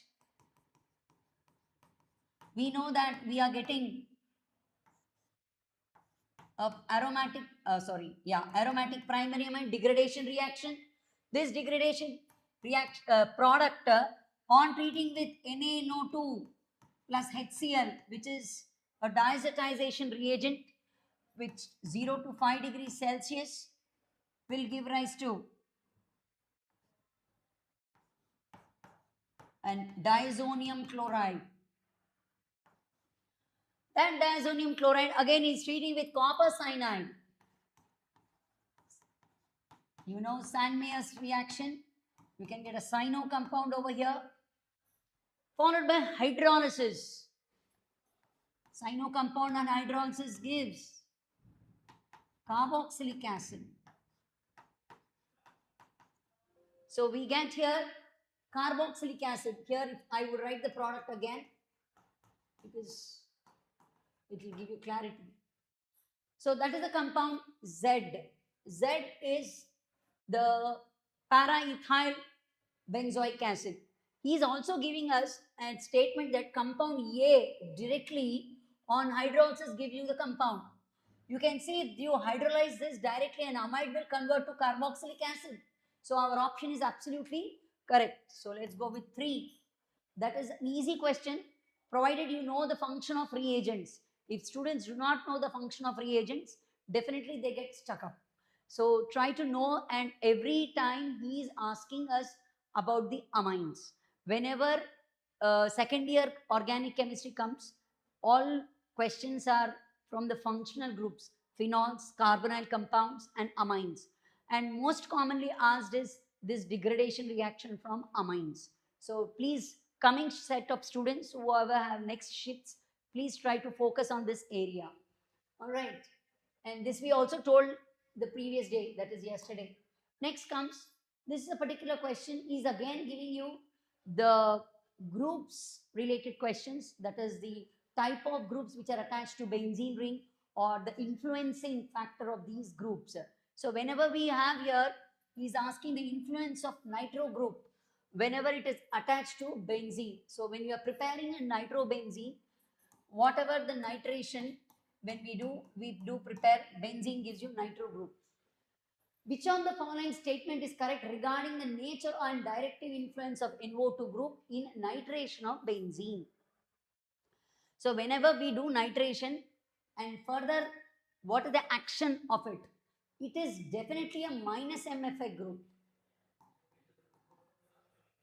It is the minus M effect group. So definitely it is strong electron withdrawing group. So definitely any electron withdrawing group is deactivating group. So, first statement he says activating, so I will eliminate this. Fourth statement also says activating, so I eliminate this. The remaining 2 and 3, they say activate, deactivating group. So this part is correct. The next part he says all minus MF electron withdrawing groups are meta directors. You know that they withdraw the electrons from the ortho followed by para, so thereby making the ortho para positions deficient. So only thing is electron rich center, or rather better electron densities at meta positions, so it is a meta director. So it is a deactivating group with a meta director. So once again the option 3 is correct here, because he says here it is an OP director. So based on the second part of this sentence, I will eliminate the second option. So let us go for the next question. This is a simple one. So the chapter here we come across is the GOC, General Organic Chemistry. It's a theoretical question, definitely easy level. The level is not that difficult because it's on the basis of the nature of the groups attached to benzene. Next comes, this is also the simplest question, organic. Here he is giving you the sequence of the reactions and he's just asking us to identify what are A and B, A, B, C. It's the simplest question. So these sort of sequences are generally asked, nothing into the deep mechanisms of the reactions also. This again a primary aromatic amine. He is doing diazotization. So definitely A will be benzene diazonium chloride. Benzene diazonium chloride, he is later on using H3PO2. You know H3PO2 is a reducing agent. It reduces benzene diazonium chloride to benzene. Ethyl alcohol also reduces benzene diazonium chloride to benzene. Similarly, H3PO2 hypophosphorus acid also reduces benzene diazonium chloride to benzene. This is the compound B. Now C, we are doing halogenation in presence of a Lewis acid. So we get normal bromobenzene. So let us check the answers. First one should be benzene diazonium chloride. So I'm eliminating 1 and 3. Of course, I do eliminate the fourth also. So here you have benzene diazonium chloride followed by benzene and then bromobenzene. So my option will be 2. And the chapter's name is amines. The topic in which the question is framed is amines, and the level is of course easy. So don't miss such type of questions and you just put your marks in your pocket. Then next, yeah, this is a physical chemistry question. This chapter is based on solution. The graphs are based on the chapter solutions. And the topic here is Henry's law.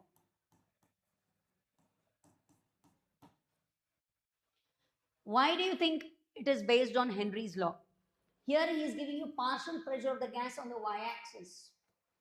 And he is also giving you the mole fraction on the x-axis. Mind it, it is not the mole fraction of the gas. It is the mole fraction of the solvent which he has given. So, according to Henry's law, partial pressure of the gas is equal to Henry's constant into mole fraction of the gas in the solution. So this is the question asked today. 2 questions were asked with respect to the physical chemistry, and that too from the chapter solutions. So let us see this.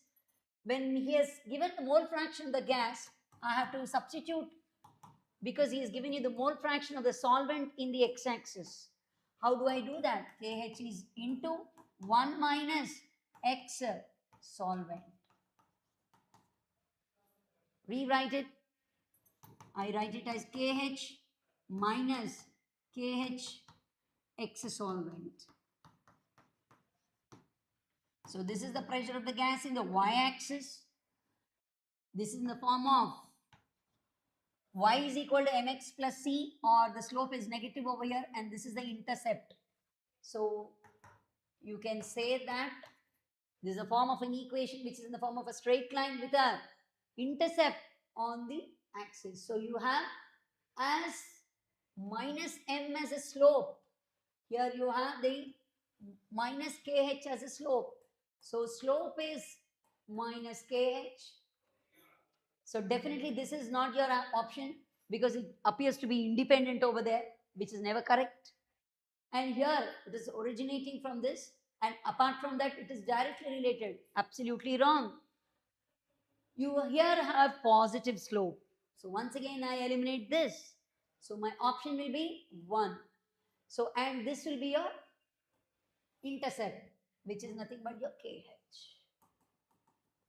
So your option will be 1. And the level is also said to be easy because it's just an application of Henry's law.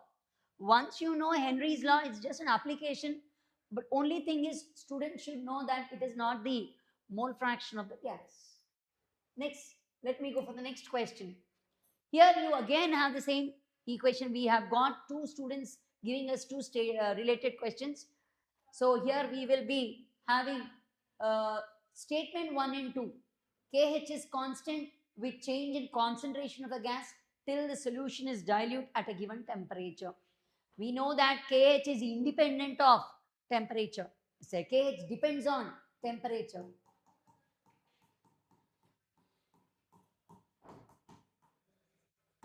The chapter is solutions. And the topic is again Henry's law.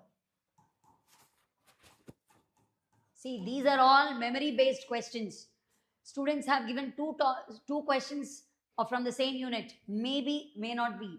But it is worth studying for the next shifts. So students should know that this pattern of questions with related to graphs are asked. So I wish the coming students who are going to write in the coming shifts should prepare this area. Here again he says the same thing. KH is constant with change in concentration. Definitely KH is constant and doesn't depend upon concentration. According to Henry's law, partial pressure of the gas or vapor is inversely related. So what do you mean by inversely related? It is directly related. Just now, partial pressure of the gas is KH into mole fraction of the gas. Rakesh sir, So how do you say statement 2 ये is Doppler effect है ना absolutely sir? wrong. Doppler And effect at तो a निकाल given दिया ना sir temperature, he's saying KH is constant with change in student बोल रहा था concentration. Doppler effect Definitely नहीं है, yes. नहीं Concentration, the units of KH are not dependent on concentration. So even this is again is constant with change in concentration is student correct. बोल So रहा था statement कि 1 is Doppler correct effect नहीं है and statement Portion 2 is wrong. So 1 and statement 1 is correct, statement 2 is wrong. So this is your answer for the next. Let's go for the question. So that is the end of this particular part. Whatever the questions we have got, we try to give you the explanations as and then we वो भी बहुत we बड़ा try to business है sir give you the solutions along with the key. So this is from my side, covering the remaining little बहुत questions बड़ा है from sir वो chemistry, ऐसा and we are yet to silent रहता receive है some more questions. So we will definitely catch up Very as and then careful, we sir. receive. So Thank passive you. income बहुत ज़्यादा है. मैंने सुना है कि वो जो कमर्शियल जो रूम्स वगैरह रेंट पे हाँ। लेते हैं ना, ऐसे बहुत सारे हैं इनका. Narayana sir is close sir. Now ma'am is in US I think. अच्छा अच्छा अच्छा. और कुछ पूछा तो ज़्यादा पूछ गया तो सर जो MBA के सर बोल रहा था ना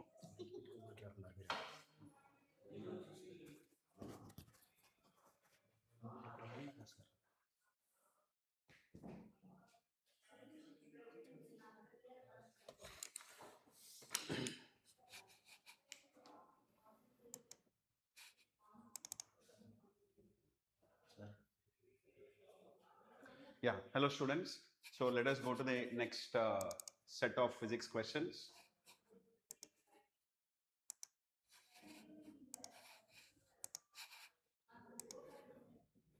So this question is from rigid body mechanics. The topic is moment of inertia.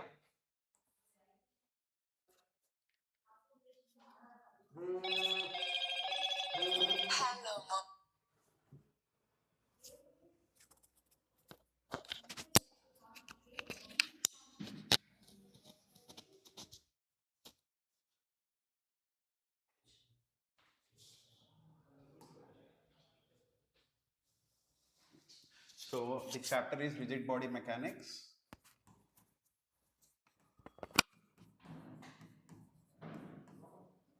Topic, moment of inertia. So they have given that there are two rings lying in the same plane and are touching each other at a single point.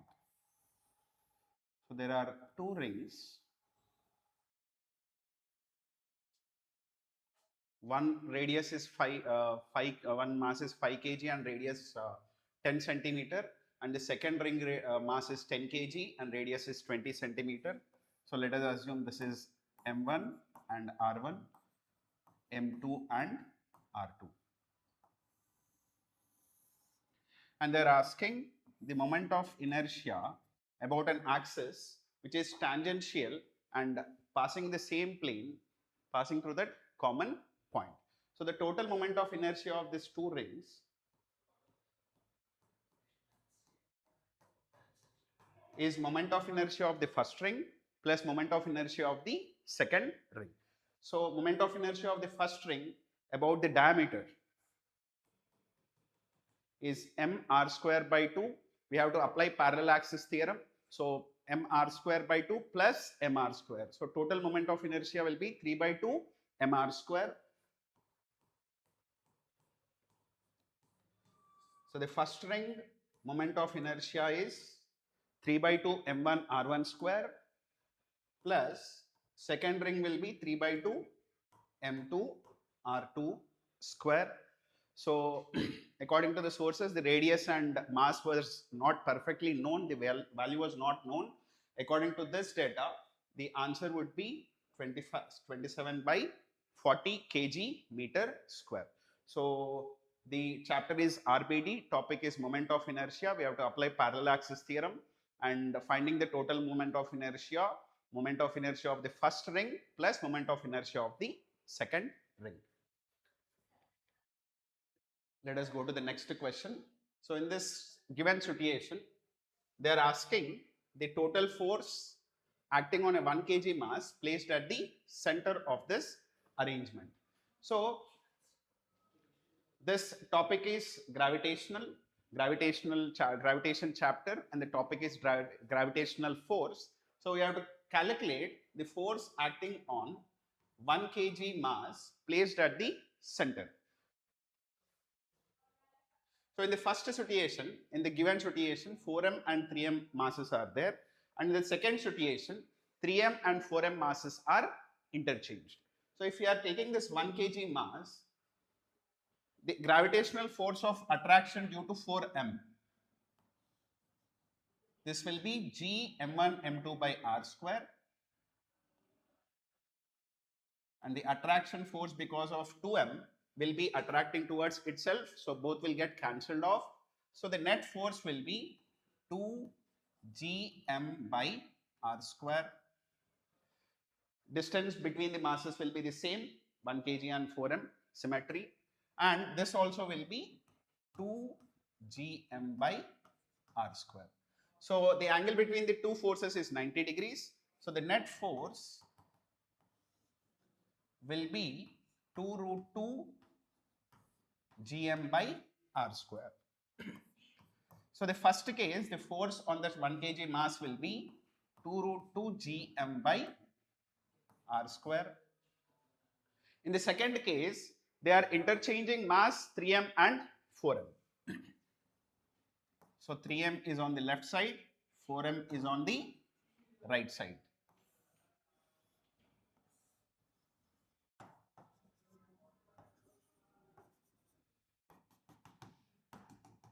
And the same force on the 1 kg they are asking. So on this 1 kg, because of m and 4m, the net force will be 3 g m square m into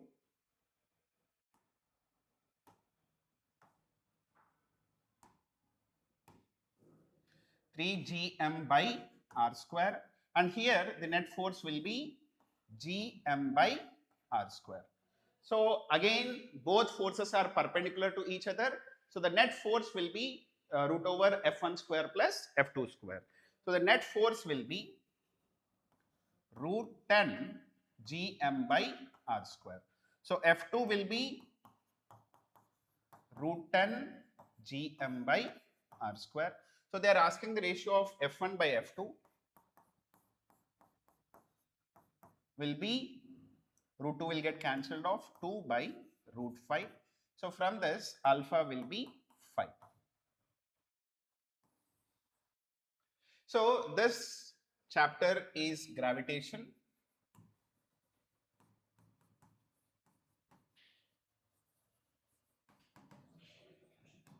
And topic is gravitational force.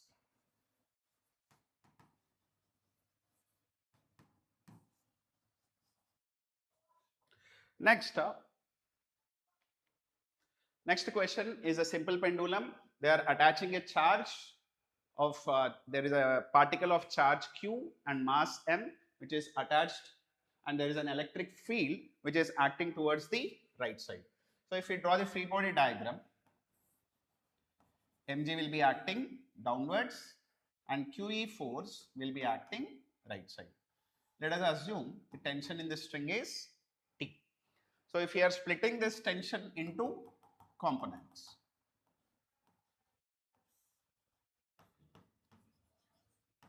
the vertical component is T cos theta and T sin theta. In equilibrium, T sin theta will be QE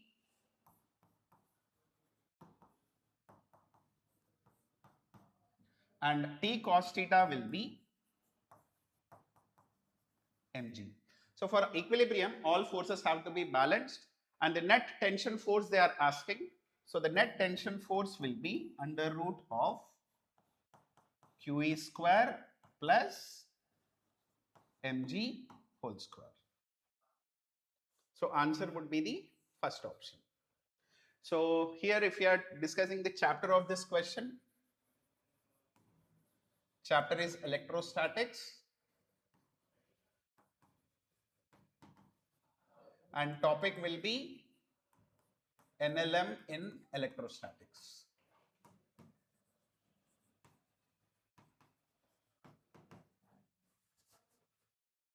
Next, coming to the next question, a detector D is moving along the line AB and it is moving with a constant velocity V0, and the speed of the sound, let us assume some V, and the speed of the observer is 35 times less. So the observer is moving with V0 by 35, and here also at situation A and B, at A if we consider the source is moving, the observer is moving towards the source, whereas at B, sorry, the observer is going away from the source. So if let us assume this angle is alpha, this angle is beta. So if this is beta, so tan beta is 90 by 120, so 3 by 4. So beta is 37 degrees, and tan alpha is 120 by 160, so again 3 by 4. So if this is beta and this is alpha, so here alpha will be 37 degrees. So if this is beta, so this angle also will be beta, and we have to take the components towards the source. Okay. So in first case, when the observer is at A, so the source is moving, the observer is moving towards the source.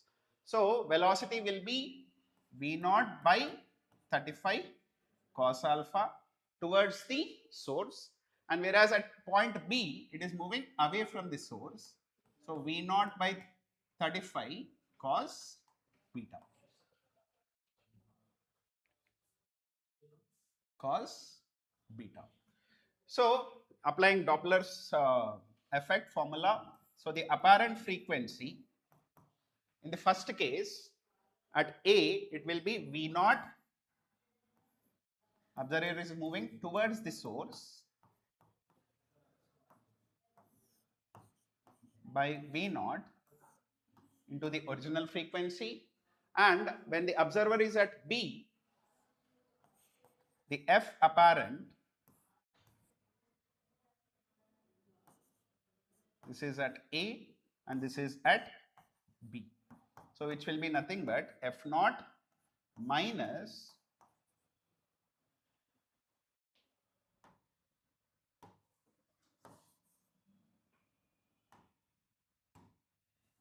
so V naught minus V naught by 35 cos beta divided by V naught into F.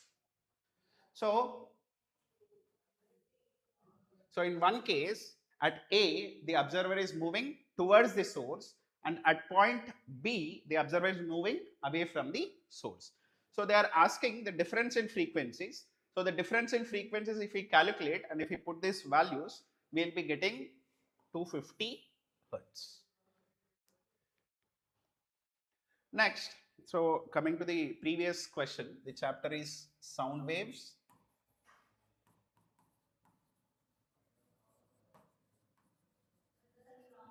Topic is Doppler effect.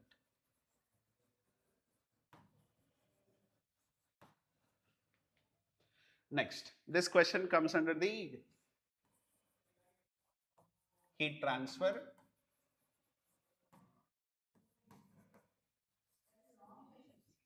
and thermal conductivity, series and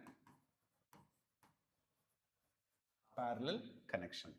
So they have given 6 identical metal rods. So each resistance, each of the metal rod resistance will be same. So these two are connected in series.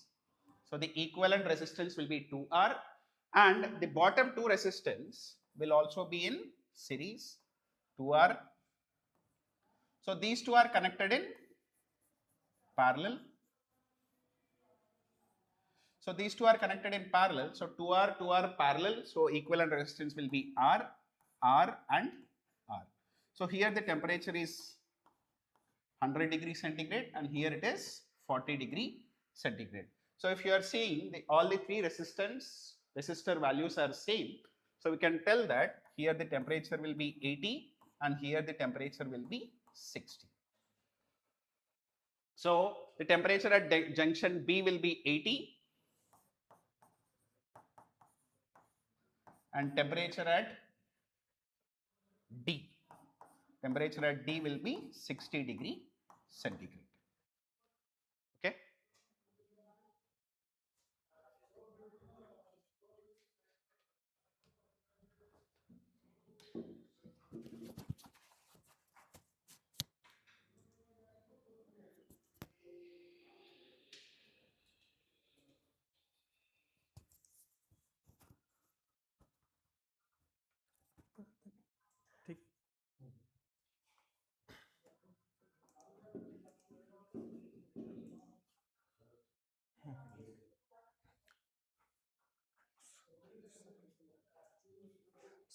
Students, let's start some more problem in mathematics. Okay. So first one is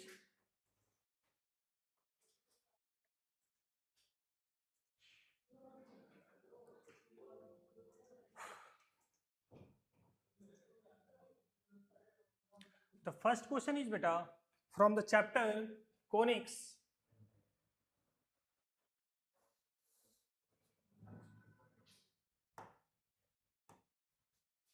From the chapter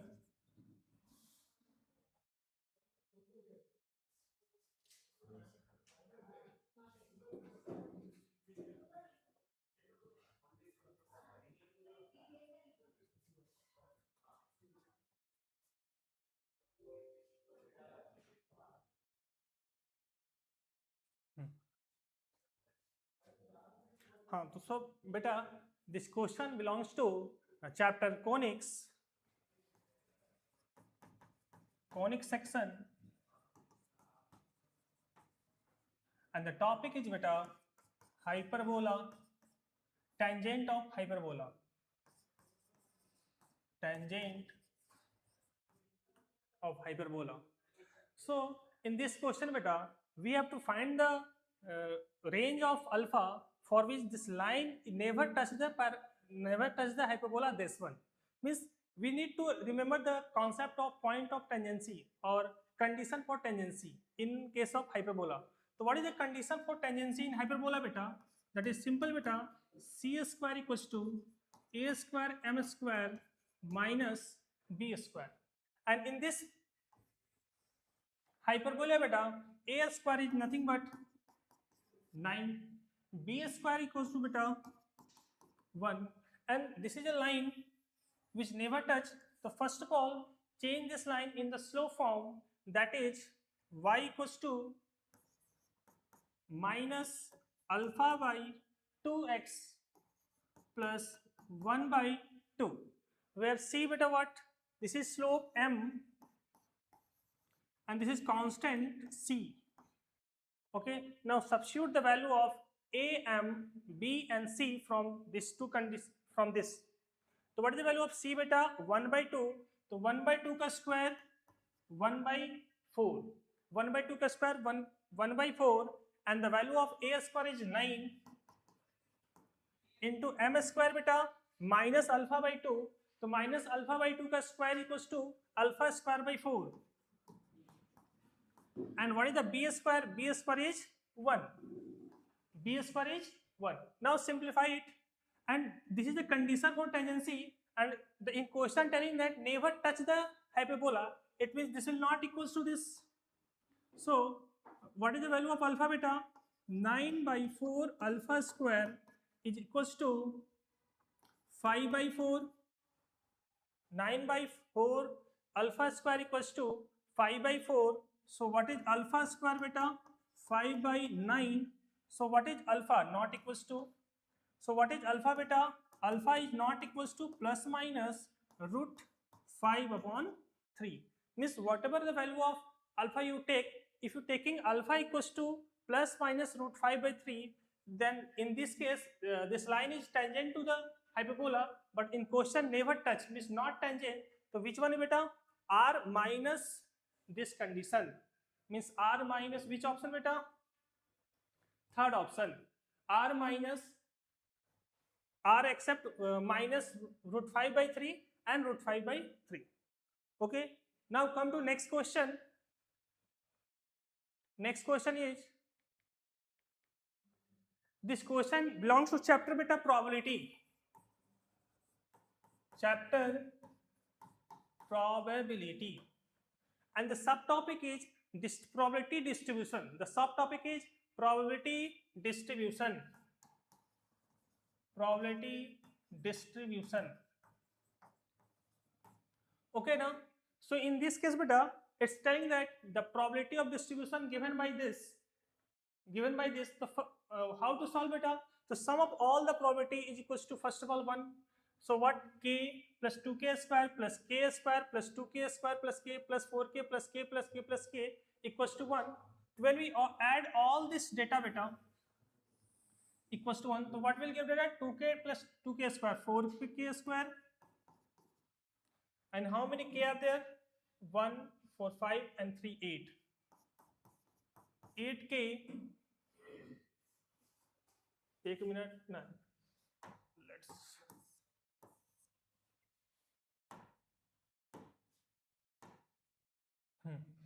2k plus 6, total 10 k square, and k beta 1, 1, 2 and 6, 6 or 3, 9. 9k, and constant term, there is no constant term, that is equals to 1. Sum of all the probability equals to 1. Okay now, after that beta, let's simplify and find the value of k. 0. So 10k square plus 10k minus 1k minus 1 equals to 0. Take 10 common, 10k common. So 10k common, the remaining beta k plus 1, and from here minus common, so k plus 1. Okay, after that beta this and this term is again common, so again take common, so k plus 1 into 10k minus 1 equals to 0. From this beta we'll get what? K equals to -1 and K equals to 1 by 10. This is not possible because probability never be negative. So what is the value of K beta? 1 by 10. What is the value of K beta? 1 by 10. Now question asking find the probability from 3 to 6 and 3 not equals to beta. Means we will start from 4, 5 and 6. Probability of this one beta nothing but probability of 4 plus probability of 5 plus probability of 6. 4, 5, 6. 4k plus k that is what beta? 6k. 6k and k is nothing but 1 by 10. We already calculated k equals to 1 by 10. So substitute it. That is what beta? 0.6. So 0.6 is the correct answer. Okay. So which option? First option is correct. So next, move to next question. Next question beta. This question belongs to 3D and the subtopic you can say image of point in a line. Image of point in a line. So let's draw first of all diagram. Line is given. We have to take image of this point in this line and we will get the image what beta? 5, B and C. So let us suppose this is a line. Equation given x minus 3 upon 2 equals to y minus 5 upon 5 and that is equals to z minus 2 upon minus 2. Okay. Now image of point P that is 3 to A. 3 to A and the image of point P is given beta that is 5 comma B comma C. Let us suppose this is P dash. Okay now. So the midpoint of P and P dash lie on the what? Line. Midpoint of P and P dash lie on the line. So what is the midpoint beta? 3 plus 5, 8 by 2, 4, x1 plus x2 by 2, same. From here beta 2 plus b by 2 and a plus c by 2. And this point beta lie on this line. So say it satisfy the line. So let's satisfy it. So substitute here beta. So when you're substituting x equals to 4 minus 3 upon 2, y beta 2 plus b, yeah, y, yes, okay, as it is, y minus 5 upon 5, I'm just substituting the value of x here, so z minus 2 upon 2, z minus 2 upon minus 2. So from this equation, what is the value of y? When you simplify it, 1 by 2 and that equals to y minus 5 upon 5. So what is the value of y beta? Y equals to 5 by 2 plus 5 equals to y. So y equals to 15 by 2. And this is y coordinate on this line, and y coordinate equals to what? 2 plus b by 2. So we will equate this with that term. So 15 by 2 equals to 2 plus b by 2. So what is the b value beta? 30. The value of b you will get what? 30. Now come to the next part. When you equating first and last beta, that is x and z, we will get what? That is again 1 by 2 is equals to z minus 2 upon minus 2. That is z equals to what? Minus, and this is so plus 1. Z equals to plus 1. So we'll substitute here beta. What is the z coordinate here? A plus c by 2. So a plus c by 2 equals to 1. So what is a plus c beta? 2. We get one equation, a plus c by 2 equals to a plus c equals to 2. Now we apply one more condition for finding condition in A and C. What is that condition beta? Direction cosine of this line and this line, P and P dash, both are perpendicular. So its direction cosine product is what beta? 0. So we apply this, we also apply that one. So let's applying here. What is the direction cosine of P and P dash beta? 5 minus 3, 2 into x. Again beta, P minus B minus 2 into 5, that is 5 into B minus 2. And third one beta, minus 2 times C minus A. C minus A equals to 0. C minus A equals to 0. B value 13, substitute here. So 4 plus 13 minus 2, 11, 11 plus 11 into 5, 55 minus 2 times C minus A equals to 0. So what is the value of C minus A beta? Yeah, we can take a C minus A equals to what? 59 by 2. There are two equations, C minus A and C plus A. When we solving this equation beta, you will get C equals to, from equation this, let us suppose this equation is first and this equation is second. From equation first and second beta, you will get C equals to minus 55 by 4 and A equals to 63 by 4. And B already we get B equals to 13. Now simply a square, A square, B square and C square this term and add this all the terms. What we will get after squaring and adding beta?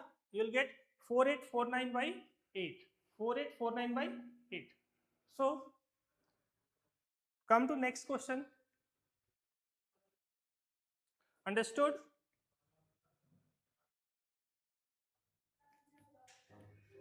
Oh, that's all beta. Now next teacher will come and explain next question.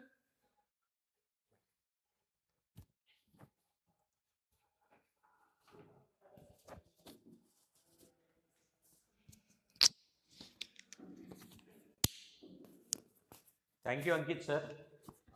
Now let us see a few of the questions received from chemistry part also. There are a couple of interesting questions are there in this set of questions. And overall, if you see in today's paper, it is more in quality, more in higher in level than yesterday, both of the papers. And some interesting points also I will be sharing with you. Periodic table, yesterday morning paper question was there, evening paper question was there.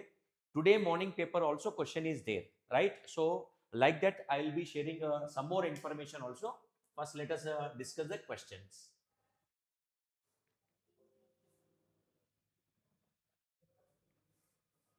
So first question, consider the first order kinetics. That means first order reaction. That means you can understand this is the question related to physical chemistry, chemical kinetics chapter, right? Chemical kinetics chapter.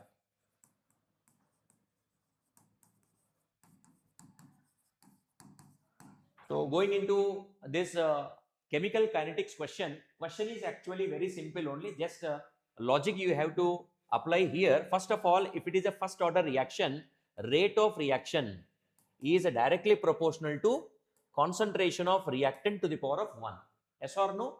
And if concentration of A is doubled, rate also will be doubled. If concentration of A is made half, then rate also will become half. Now, three solutions are given here. Solution 1 is having 100 ml volume with a 10 molar concentration. Concentration of solution 1 is 10 molar and its rate is R1. And solution 2 concentration is also same. It is irrespective of how much volume of that solution we are taking. If the concentration is same, then the rate also will be same. That means R1 is equal to R2. Understanding now that the first point. Then third solution is having 100 ml 10 molar compound A, and to this solution 100 ml of water is added. To the initial 100 ml solution, again 100 ml water is added. That means volume is made double. If volume is doubled, what will happen to concentration?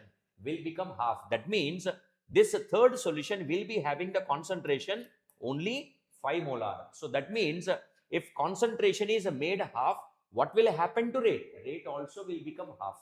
So it is like, therefore, R3 is half of R1. Half of R1. So R3 is lesser than R1 and R2. So this is what the relation you can understand. R1 is equal to R2 is equal to R3, wrong.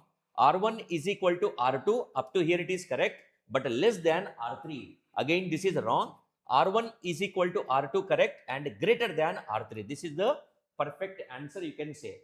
So understanding right, actually all these questions are very much approachable questions, but only thing is whatever the small logics are there, that we have to catch. Then question solving will become very easy also. Comfortably 15 to 16 questions can be done. So whoever the students are in 11th standard and in upcoming sessions exam is there, so try to understand this point. Focus on fundamental concepts, that majority of the questions you will able to crack it. Then next question, as this question is from atomic structure, as it is of a Bohr's model.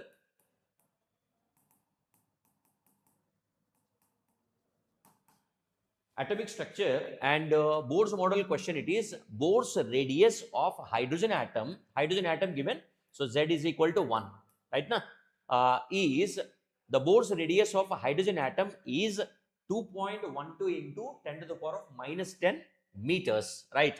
Calculate the energy at this level. That means the electron is at some orbit whose radius is given, and first of all, if you are able to calculate in which energy state it is present, in which orbit it is present, then we can go for the second part of the question, that is calculate the energy at this level. That means a little 2-level question we can say it as. So how do we calculate, how do we know that the electron is present in this particular orbit? It is based on the radius calculation, right? So what is the radius calculation? R is equal to 0.529 into n square by Z, right now? And Z is equal to 1 because it is a hydrogen atom. So if you take, what is the radius given? 2.12 10 to the power of minus 10 meters means it is 1 angstrom. So 2.12 directly I am taking, as this is also in angstroms, is equal to 0.529 into n is what we need to calculate. So n square divided by 1. So this, if it is taken on this side, n square is equal to 2.12 divided by 0.529. So this becomes 4 times. So n square is equal to 4. Therefore n is equal to 2. It is a second orbit. Electron is present in the second orbit. Now we want to calculate the energy of this second orbit. So how do we calculate it? Actually, we need not calculate also. For a hydrogen atom, energy of second orbit is minus 3.4 electron volt. Understanding or not? So that is what you have to calculate in joules. So minus 3.4 into 1.9 into 1.6 into 10 to the power of minus 19 joules. So 3.4 into 1.6, 3.4 into 1.6, nearly it will be 5 point. So this is not the answer.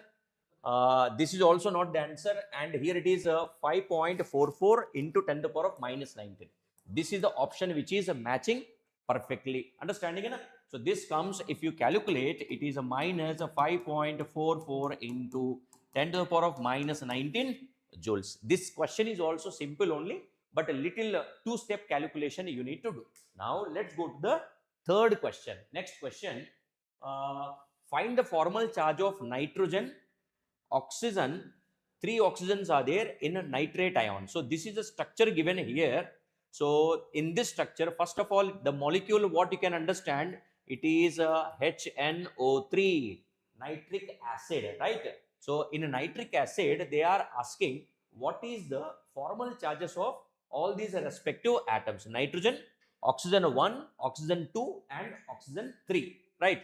So in this one, first what you can do is, if you take this as the structure, and I am removing a hydrogen from here, that it will become minus, and this is actually a dative bond. But instead of dative bond, I can take it with a normal bond with formal charges like this. Instead of dative bond, nitrogen is donating the electron pair, so formal positive charge. Oxygen is accepting the electron pair, therefore formal negative charge. Now, each bond means a pair of electrons to say, right? So, if you see here, coming to nitrogen, formal charge of nitrogen is equal to how many electrons are present on nitrogen here? Before bonding, 5 electrons are there, but here how many electrons are there? There are, if you break these bonds like this, there are 1, 2, 3, 4 electrons are present. So before bonding, 5 electrons are there, and after bonding, after nitrate ion or nitric acid formation, 4 electrons are there. Therefore, it is a plus 1. 1 electron is lost. Net, there is a loss of 1 electron, lesser of 1 electron. Therefore, plus 1 is the formal charge of nitrogen. So nitrogen to have the plus 1 formal charge. So this is not the answer, this is not the answer, and between second and third option, I have to, second and fourth option, I have to check. Now, this oxygen and this oxygen are similar. This is oxygen 1, this is oxygen 2. And for these two oxygens, a formal charge of oxygen 1 or oxygen 2 is before bonding 6 electrons are present, and after bonding, whatever the 6 electrons are there plus 1 negative charge is there, means you can understand that 1 extra electron is present. So it is 6 minus 7 like, so it will be 1 extra electron, that it is minus 1 is the formal charge. So for both oxygen 1 and oxygen 2, it is minus 1 charge. And coming to oxygen 3, the formal charge of oxygen 3 is number of electrons before bonding 6 minus number of electrons after bonding, as 2 lone pairs are present and 2 bonded electrons are there, 6. Therefore, 0. No extra electrons, no deficient of electron, loss of electron. Therefore, how many electrons are there before bonding, after bonding? It is equal. So, formal charge is 0 for oxygen 3. So, nitrogen plus 1 correct. Oxygen 1, oxygen 2, minus 1 should be there. Here it is minus 1, but here it is a minus 1 and 0. So, this option is also wrong. So, perfect answer comes to option 2 only, right now. So, going to the next question, this is also simple only. Formal charge is very regular concept we will be discussing in chemical bonding chapter, right? So, now coming to one of the organic chemistry question, there is chlorobenzene given, haloarine given, and he is asking the incorrect statement, right, about this compound. P is less reactive. This compound P is less reactive than benzyl chloride towards nucleophilic substitution reaction. Definitely this statement is correct, because this halobenzene is having partial double bond character, that the leaving group chloride ion is a very poor leaving group in comparison to benzyl chloride ion. So in benzyl chloride, the chloride ion can leave the reactant molecule faster in comparison to chlorine here. So therefore, chlorobenzene is less reactive than benzyl chloride. That is correct. Second statement, in P, CCl bond has a partial double bond character. That is what we have already written. So this statement is also correct. Chlorine is an ortho-para directing group towards electrophilic substitution reaction. This is also correct. Actually, the point is chlorine or all the halogens are very strong negative inductive effect groups, but they are also positive mesomeric effect groups. By strong negative inductive effect, they are ring deactivating groups, but still because of the positive mesomeric effect present, they are ortho-para directors. Therefore, this statement is also correct. Chlorine is an ortho-para directing group towards electrophilic substitution reactions, right? And P can undergo nucleophilic substitution reactions at normal conditions. No, P cannot undergo. Chlorobenzene, halobenzene cannot undergo nucleophilic substitution reactions under normal conditions. They need very drastic, strong conditions are required, because just before also we have discussed that there is a partial double bond, that the leaving group ability will become very less, right now. So statement 1, 2, 3 are correct and statement 4 is wrong. So he is asking for incorrect statement. Therefore, fourth statement will will be the answer. Now coming to another organic question. In the following reaction sequence, identify compound R. So first let us see what is the reaction here, and this type of reactions also see organic interconversion reactions are also very frequent to be asked, and in coming sessions also definitely we can get the questions from here, because 2025 PYQ questions if you have done, you will be having very strong knowledge on this one, that mandatory questions these are all, right? And also dangerous, because multiple reagents will be there. Even one reagent is also not known clearly, then the entire question will go wrong, right? So you are given with a phenol, and this phenol is phenol is an acid, right? So this phenol is treated with NaOH, therefore you will be getting sodium phenoxide salt, O minus Na plus. Now this compound is treated with carbon dioxide. So when this compound is treated with carbon dioxide, it will undergo electrophilic substitution reaction, and this is a named reaction also. If anyone remember, you can give in your chart that what is the name of this reaction? Kolbe, right? And during this reaction, what will happen?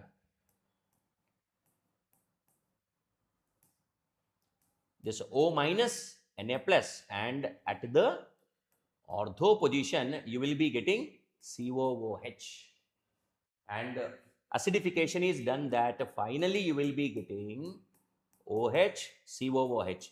Main compound is this one, benzoic acid, and at the ortho position OH is present, so it is orthohydroxy benzoic acid, nothing but salicylic acid.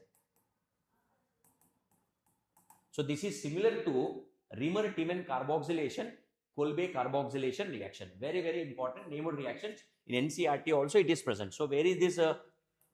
This first statement itself is correct, right? So yeah, this is all few of the questions from my part, and now I welcome our physics faculty, Vishal sir, to continue with a few of the questions from physics part. Okay. Thank you, sir. Yeah.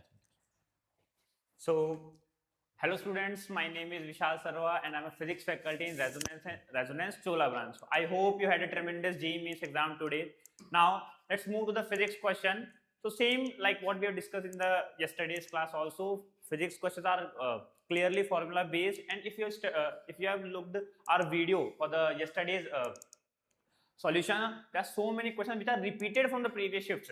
So, we'll move on that. So, yes. What is the first question? Okay.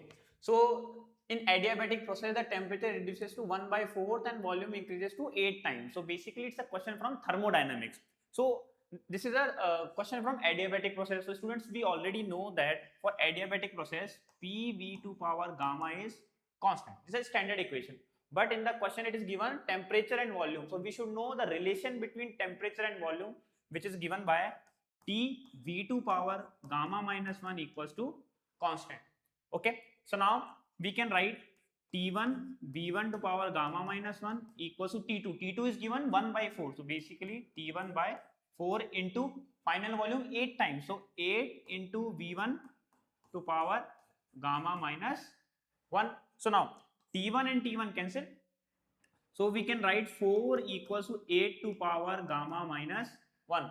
Now to solve this, we need the common base. So we can write as 2 to power 2 and 2 to power 3 to power gamma minus 1. Now base are same, so base will cancel out.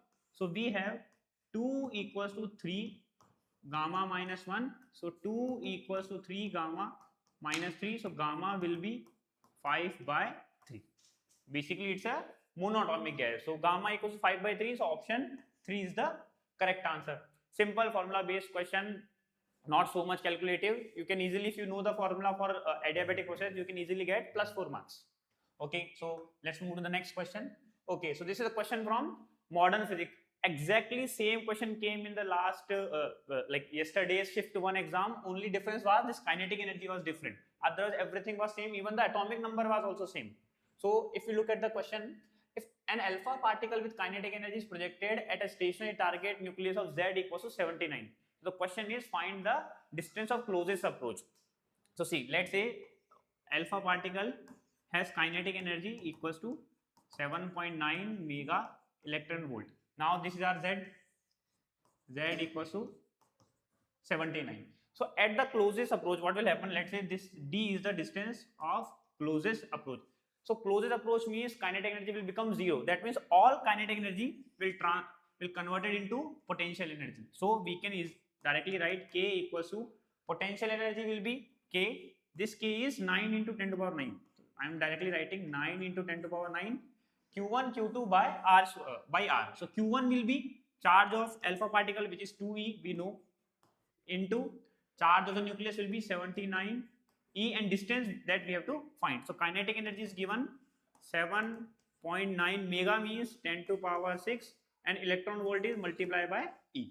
So if we solve, e and e will cancel out. Okay, 10 to power minus 9. So d, when you solve, it will be 9 into 10 to power minus 9 into 2, e will be 1.6 into 10 to power minus 19, divided by d is 7.9 into 10 to power 6 into 79. So when we solve this equation, we will get second option as our answer, 2.88 into 10 to power minus 14. Simple formula based question, but yes, we can say it is a bit of calculative, no problem.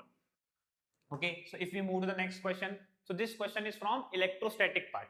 So there are 6 charges given in the circular loop. So there are 4 plus q charges and 2 minus q charges. So standard question, find the electric field at the center. So see, we know that all the charges have the same magnitude and same distance. So we can say electric field due to one charge will be only magnitude beta. So it will be k q by r square. It's about the magnitude. All will have the same magnitude. Now let's say this is first charge, this is second, this is third, this is fourth, this is fifth, and this is sixth charge. Now electric field on the center due to first charge will be downwards. So this will be E1. Magnitude is same for all the charges. For 4, it will be upwards, E4. Now direction is opposite and magnitudes are equal. That means they will cancel out each other. Okay. Now for 2, it will be downward, and for 5 also it will be downward. So basically it will be 2E0. Okay. For third charge it will be upwards, and for 6th charge also it will be upwards. So basically it will be 2E0 and angle will be 30 degree by symmetry. So E4 and E1 will cancel out. So we have left with 2E0. This will be 2E0 and this angle is 30 and 30.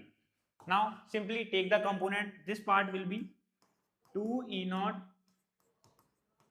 sine 30 downwards. This will be 2E0 sine 30 upward, and horizontal component will be 2E0 and twice of 2E0 cos 30. So 2E0 sine 30, 2E0 sine 30, they are in opposite direction, so they will cancel out. So our net electric field is this, towards negative I-axis. So E net will be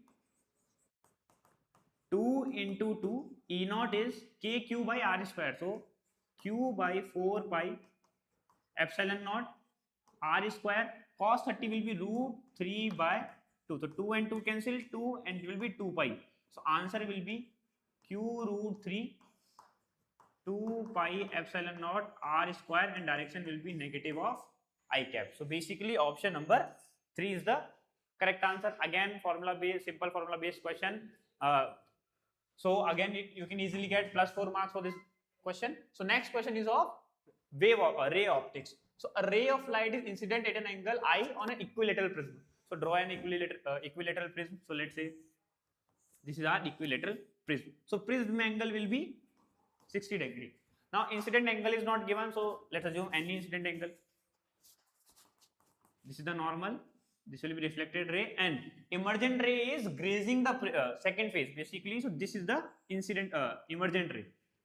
So this angle, let's say I, this angle will be R1. From this normal, this angle will be R2. So we know that A equals to R1 plus R2, equation number 1. Now if emergent ray is grazing, that means R2 is the critical angle. So we can directly write sine R2 equals to 1 by mu, and mu in the question is given as root 2. So 1 by root 2. So sine R2 equals to 1 by root 2. So it means R2 is equals to 45 degree. Now angle of prism is 60 degree. So we can write 60 equals to 45 plus R1. So R1 will be 15 degree. Clear? So this is the angle of reflection at the first surface. Again, formula based question, you can easily get +4 marks for this question. So now if we move to the next question. Okay, so next question is from gravity. So one planet A having density rho and radius r has escape velocity 10 km per second. Okay, so question is find the escape velocity for a planet B whose density and radius are the 10% of the planet A. So simple. To solve this question, you should know what is the formula for escape velocity. Okay, so what is escape velocity, bachcho? It will be under root 2 capital G m by r. Now G is gravitational constant, m is the mass of the planet, r is the radius of planet. Now we can write mass as density into volume. So 4 by 3 pi r cube. So now solve. V will be under root 2g by r. Mass will be rho 4 by 3 pi r cube. So r and it will cancel out. So it will be 2 by 8 by 3 g rho and r square. So basically our escape velocity depends on under root rho r square. Now we can solve the question. Okay, so now we know the proportionality. So v2 by v1 will be under root rho 2 by rho 1 and r2 by r1 to whole square. Now rho 2 and r2 are the 10% of planet A. That means rho 2 by rho 1 will be 1 by 10. 1 by 10 and r2 by r1 will also be 1 by 10. So it will be 1 by 100. v2 by v1. So v2 equals to v1. v1 is 10 km per second, but we need answer in meter per second. So convert 10 km per second into meter per second. So it will become 10 into 1000. So 10,000 into 1 by under root 1000. So it will become 10,000 divided by 10 root 10. So cancel out. So when you solve, it will be 100 under root 10 meter per second. So basically option number 1. So simple, it's a bit of calculative, but if you know the formula for escape velocity, it is easier to score +4 marks for this question. Okay, so now that's all for the physics question. Now I will invite mathematics sir to continue. Sir. Okay, thank you. So we'll see now maths questions. 3 more questions we have here, right? So let's see the 3 questions and then we'll do the analysis of the paper. What kind of questions we got from 11th and 12th combinedly, right? So we have the questions here. The first question we have is from probability, right? What it is saying, if S is equal to 1, 2, 3 till 50, 2 numbers alpha and beta are selected at random, then find the probability that the product is divisible by 3. Correct? So 2 numbers alpha and beta are selected, right? So then the product has to be divisible by what? 3. So first of all, we'll write the sample space. So for sample space, the probability will become, sample space will be how much? 2 numbers are selected, so it means 50C2. We have 50 numbers, right? So the sample space will become what? 50C2. Now the easiest way to do this question is that we can think of the 2 numbers and none of them is a multiple of 3, right?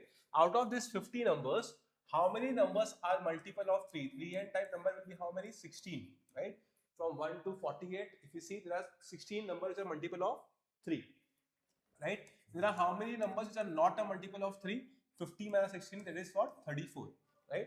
So if both of these numbers, alpha and beta, are of not 3n type, right? They are not multiple of 3n, then automatically their product will not be a multiple of or divisible of 3, right? So we can say probability, we can say the required probability will be what? 1 minus 34C2 upon 50C2, right? This is what we have done. We have found the probability that none of the number of alpha and beta are divisible by what? 3, right? And we have subtracted it over 1. So whatever probability we will get that probability of number which are divisible by 3. Correct? So now what I will get, if you calculate this, you will get 1 minus 34 into 33 divided by 50 into 49, right? So if you calculate this, you will be getting the answer as 1 minus, so calculation you will do and you will get the answer as to be 1, all right? 664 upon 1225, okay? Then next question, this question is from parabola. It's a very standard question. What it is saying, if the end points of the chord of the parabola y square equal to 12x are x1 y1 and x2 y2, and it's subtend at 90 degree at the vertex of the parabola, then x1 x2 minus y1 y2 will be equal to what? So let's first draw the diagram. Y square equal to 12x, y square equal to 12x is a standard parabola, right? So if I draw the diagram, it will be something like this, right? And if I sketch a chord having parametric coordinate t1 and t2, right? This chord is subtending how much? 90 degree at the vertex, right? 90 degree at the vertex. Now we know any chord, right? Any chord, this line slope will be how much? 2 upon t1, right? This will be 2 upon t1. Similarly, this line slope will also be what? 2 upon t2. How it is? It is very simple. If you find this point, right, in parametric form, it will be a t1 square comma 2a t1, right? So if I do just y2 minus y1 upon x2 minus x1, I will be getting 2a t1 minus 0 upon a t1 square minus 0. A cancel, t1 cancel, so I'll get 2 upon t1, right? Now since they are making 90 degree at the vertex, I can say the product m1 and m2 will be equal to what? Minus 1, correct? So I'll be getting 2 upon t1 into 2 upon t2 will be equal to minus 1. So what it will be equivalent to? It will be equivalent to t1 t2, we got it to be minus 4. This is the relation we have got. T1 t2 will be equal to what? Minus 4. Now what have they asked? They have asked us x1 x2 minus y1 y2, right? So if I see the points, this will be x1 and this will be y1. Similarly, this will be what? X2 and y2. What will be x2? A t2 square comma 2a t2, right? So if I just put the values of x1 x2 minus y1 y2, what I will get? A t1 square and a t2 square minus 2a t1 into 2a t2, right? What I will get from here? I'll get a square into t1 t2 whole square minus 4 into a square into t1 t2, right? What is a? If you compare with y square equal to 4x, a will be equal to what? 3. So I will get here 9 into minus 4 square, which will be 16, minus 4 into 9. Again, my t1 t2 will be minus 4. So I'll get 2 times of 16 into 9, which is 2 times of 144, which is 288, right? So the correct option is what? Option 1, right? It was a very easy question based on concept of parabola and a chord. So very simple question. Now let's see the last question. Right? Now this question is of indefinite integration. It is little bit complicated, right? It is little bit calculative also, but if you understood the concept of integration, it will be very simple, right? So what they are asking integration of cos x to the power minus 5 by 2, sin x to the power minus 11 by 2, right? It is equal to something like this. Then we need to find the value of this thing. So let's focus first on finding the integration, right? And then we'll find the value of P1, Q1, P2, Q2, P3, Q3 and P4 and Q4 respectively, right? So how will I find? Let's find the integration. I'll write 1 upon cos x to the power 5 by 2 and sin x to the power 11 by 2 dx, right? Now what is the sum of these powers 11 by 2 and 5 by 2? If you see, the sum is how much? 11 plus 5, 16 by 2, it is 8, right? Now since all the terms are there in terms of cot, right, I will divide all the terms in what? In terms of sine, right? And what power of sine I will divide by? I will divide by power of 8, because 5 by 2 plus 11 by 2 is how much? 8. So if I divide numerator and denominator with sine to the power 1 upon sine to the power 8x, denominator also sine x to the power 8. What happens? This 11 by 2 will cancel and I'll be left with 5 by 2. And in numerator, I'll be getting cosec to the power 8, right? Now cosec to the power 8, I can write it in terms of cosec square x, right? And power 6 I am writing as 1 plus cot square x to the power cube, right? This is nothing but cosec square x cube, which is cosec to the power 6. And denominator will become what? Cot x to the power 5 by 2, right? Now, if I say its substitution, if I write cot x to equal to t, then minus cosec square x dx will be equal to dt, right? So if I write it here, what I will get? Integration of minus 1 plus t cube upon t to the power 5 by 2, right? If I just expand this, what I will be getting? Minus of 1 plus 3t square plus 3t plus t cube divided by t to the power 5 by 2, right? Now if I divide it, I will be getting integration of minus t to the power minus 5 by 2 plus 3 to the power t 2 minus 5 by 2, which will be minus half, right?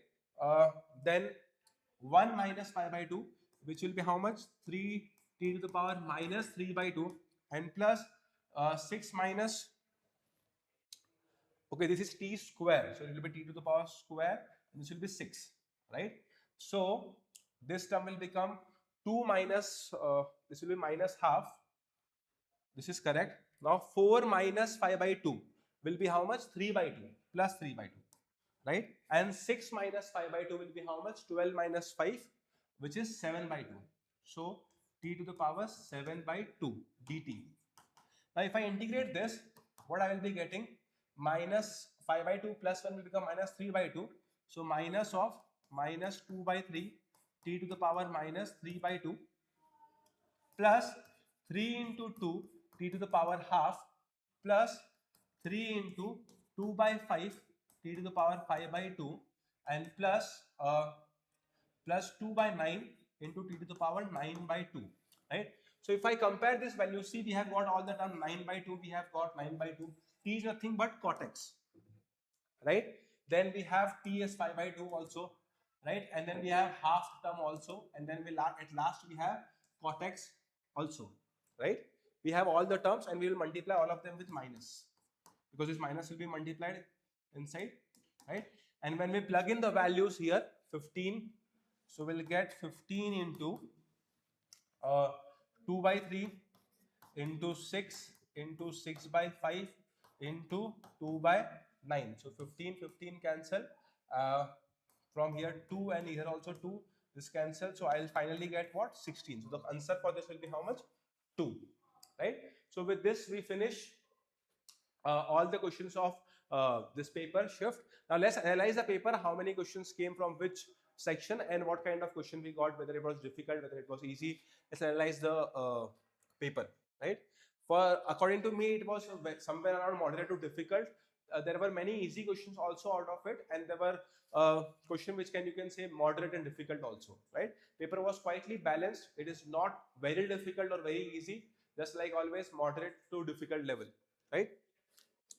So let's analyze this paper. So if you see how many questions we have got for 11th,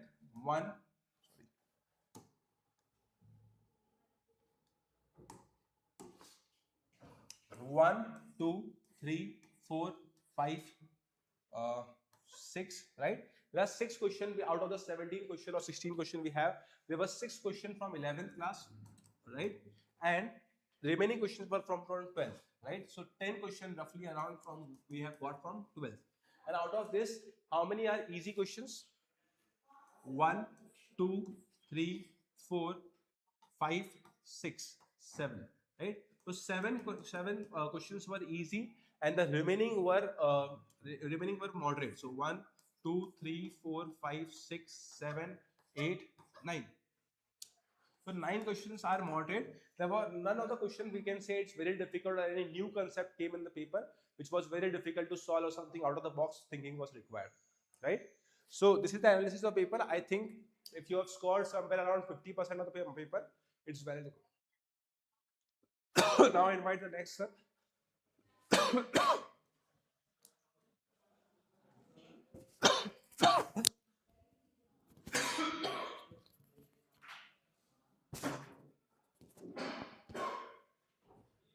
Okay, so let's start. First of all, I will thank the maths sir for taking such big task here, telling about the analysis, and he was explaining well about what is happening in the maths, and we are very glad for it. And let's begin with the physics one. But first, we are going to do some questions here because we have some of the questions pending, and these questions. Let me tell you one thing about it. What we learned from these ones, which are the latest one, that the semiconductor, the question came here again is from the logic gate. What I mean is the logic gate seems to be now like a kind of like a focus for the NTA. So whoever is going to give the paper on the next 23rd or 24th, if they are watching it, make sure if you're not doing semiconductor, not even its spelling, make sure you do logic gates. So let's begin here. So first thing first, here we have the first question which says a conducting rod. This is a question from electromagnetic, by the way. A conducting rod of mass m, length L is moving on an infinite pair of a conducting rail as shown in the figure. The conducting rails are connected to the resistance capital R, which is shown in the diagram. At one end, the motion is in vertical plane and horizontal magnetic field. This is important because that is the thing which is going to give the force. They're asking what is terminal velocity. Now, terminal velocity, terminal speed happen whenever this force mg is being balanced by another force, because we need total acceleration to be zero to call this thing as a terminal velocity, because where acceleration zero means it will not accelerate further, speed will not increase further. So here we will get BIL is equals to mg, and BIL is magnetic field current, induced current, and length L. Now this current further kind of like elaborated in terms of EMF, which is gonna be BLV divided by R into L is equals to mg. So we just gonna simply solve it. V is equals to mg into R divided by B square and L square, and just like that our first question is done. So terminal velocity we got here is mgr divided by B square L square. Moving on to the next question. Next question is, we got sinusoidal electromagnetic wave is given by E is equals to 20 sine 2 by 300x minus 10 to the power 6 t propagating in a non-magnetic material. Now what is non-magnetic material meaning? It would be having a relative mu value. So which means here we are gonna get the refractive index, and I believe they just kind of like ask that thing. Oh, wait a minute, sorry, my mistake. There will be no relative mu value, there will be relative epsilon value. That's why they have asked here dielectric constant here. So first thing first, how do we like relate this to that? There's something called refractive index, which is equals to square root of epsilon r and mu r. Here I'm considering that the mu r is equals to 1 for this non-magnetic one. So that n value, refractive index, is going to be square root of epsilon r. But what is the refractive index? Refractive index happens to be speed of light in a vacuum divided by speed of light in a medium. Now speed of light in a vacuum 3 into 10 to the power 8, we already know that. Now V value here we can get from omega divided by k is equals to square root of epsilon r. So here omega by k is going to be 10 to the power 6, which you can get it from there, divided by k value, which is going to be 2 divided by 300, and if we simplify this thing, it will come out to be 3 into 10 to the power 8 divided by 2. If we place that thing right over here, we can expect square root of epsilon r is equals to 3 into 10 to the power 8, 3 into 10 to the power 8 cancel, we get 2 here, which means correct answer is gonna be 4. And just like that, our second question is done. Moving on to the next thing. Next thing, we have a geometrical optics question, and it simply says, can we figure out the magnification ratio here? Now this question would be lengthy if somebody is solving entirely. So go through the formulas, it is going to be way easier. Starting with the first one, the focal length here is gonna be f total is gonna be 1 upon f1 plus 1 upon f2. You just have to write 1 upon 5 minus 1 upon 4, and it will be this minus 1 by 20. Once you get the focal length, you can use a magnification formula, which is v divided by u. But since we are doing the mod, let's take the help of mod, which means don't worry about minus and plus and at all.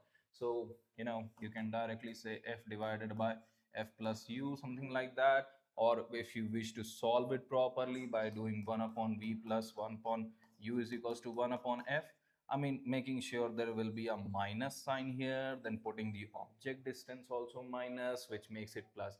Either way, if you are solving this, or let's do the solving part, because why delay it? It is going to be lengthy. Let me tell you one thing. 1 upon v minus 1 upon u is equals to 1 upon f. So here we get 1 upon v minus 1 upon u, which is gonna be plus 1 by 10. It is gonna be minus 1 upon 20. So here we get 1 upon v is equals to minus 1 by 20 minus 1 by 10, and it is gonna be 20 LCM minus 1, and here minus 2. That is gonna be 20 divided by 3 with minus sign for v value, which means it will give the first magnification m1 is equals to v by u. Again, I'm not caring about minus and plus sign because we have a mod value here. So it is simply gonna be like 20 by 3 divided by this 10, which come out to be 2 by 3. So the first one, this m1 value here, we got 2 by 3. Now we have to divide with m2. Now again, if you are going to solve this thing, it's gonna take time. So let's be smart about it. This is 10, that is 5. It's a double focal length, which means we are gonna get another 10 here because of the length. So here, this m2 is kind of like divided into m of biconvex, let's call it x, and m of concave, let's call it v. So this value is going to be 1. And again, do not care about plus minus sign because we're calculating mod value. Now this thing is a bit calculative. We got here 1 upon v minus 1 upon u is equals to 1 upon f, which I will just write the value. You can calculate all by yourself. Here we are going to get 1 upon v minus, now the object distance here, we are supposed to get the first image somewhere here at 10. This is 1, that is going to be 9. So it is going to be 1 upon 9 is equals to 1 upon focal length, which is given 4, which is going to be minus 4. So if we do simplify this thing, which is going to take a little bit more time, 1 upon 9 minus 1 upon 4, you're going to get here 36, which is going to be minus 5 here. So that is v value. So we write here v value, which is going to be 36 divided by minus 5 divided by, we got u value 9 here, 9. And again, don't care about plus minus sign because we are calculating here this. So, and ultimately it's going to be 4 by 5. Now, once it is done, just place it here and voila, we got our first option. So this question, like I said in the start, it is not difficult, it's calculative. Moving on to the next question here. The next question is not calculative at all because it's a statement type question, and it's very simple. Fluid exert pressure on the surface of solid in contact. Of course it does, because pressure does conduction, not induction. Next thing is excess potential energy of the molecule at the surface of the liquid leads to the surface tension energy. That is also correct. If you recall that in the space, water always take a spherical shape because it wanted to have the least potential energy, which we also called surface tension energy. So yes, the potential energy is responsible for creating this surface tension in the first place. So the statements are actually correct. However, they don't support each other. What I mean is, this one is because of unbalanced cohesive force. This one is generally just putting the forces on the molecule. They are not related to each other at all. I mean, there's only one thing related, which is called intermolecular force, but it does not make this second statement as a reason of the first one. So I would say both are correct, but they are not supporting each other entirely. Moving on to the next thing. Next we have is again geometrical optics question. To be precise, it's gonna be refraction through spherical surface. Now they have given the ray is coming parallel, which means u value is going to be infinite. Very important information we got. An x coordinate where ray cuts the x-axis. Basically, they're asking where is the image. So simply a ray is coming here. This is mu equals to 1. This ray is gonna be bent here at v distance. This is gonna be mu is equals to 1.5. That is a simple formula called mu2 by v minus mu1 by u is equals to mu2 minus mu1 by r. So we put the values here, which is going to be 1.5 divided by v minus 1 divided by infinity is equals to 1.5 minus 1 divided by r, which they have given 50. So we get 1.5 v is equals to 0.5 divided by 50, that is going to be 100. So we get answer something like 150. But remember, these things are in centimeter. We want to calculate this thing in meter. So answer is going to be first. So just like that, our question is done. Now moving on to the next question, we got match the column. Now it may look very bulky, very big, but if you read this thing, it's very simple. So the question says we have 1 mole of monoatomic ideal gas and they're asking what is delta U. Now the moment they say delta U, forget about this thing because it's useless. Delta U formula is very simple. It's simply for all the process we got here is NCV delta T. For monoatomic, it is going to be 3R by 2, and here we got N values to be 1 and delta T value they just said 320. So 322, this cancel 160, so we are looking at 480. So we got here R. Moving on to the next thing is heat supplied to two molecules of the gas having the heat capacity of 5R by 2 and delta T is given 130. Okay, well that is simple. Delta Q is equals to heat capacity, which is Ms into delta T. So here we got 5R by 2. Oh, by the way, don't forget, this thing works if you have like a molar heat capacity. Okay, so for two molecules we are doing, so we might want to multiply 2 here into we got this delta T 130. So these two cancel, we got here 650, which is right there. So we got here P. And even if you don't calculate the third one, we already know the answer, but just in case, you know, for the piece, find the delta U for 1 mole of diatomic gas. Diatomic CV value is going to be 5R by 2 and N value just got is 1. Delta T 230 and we just need to simplify. Do I have to say this thing? It's simply, you know, 575R. So we got here Q.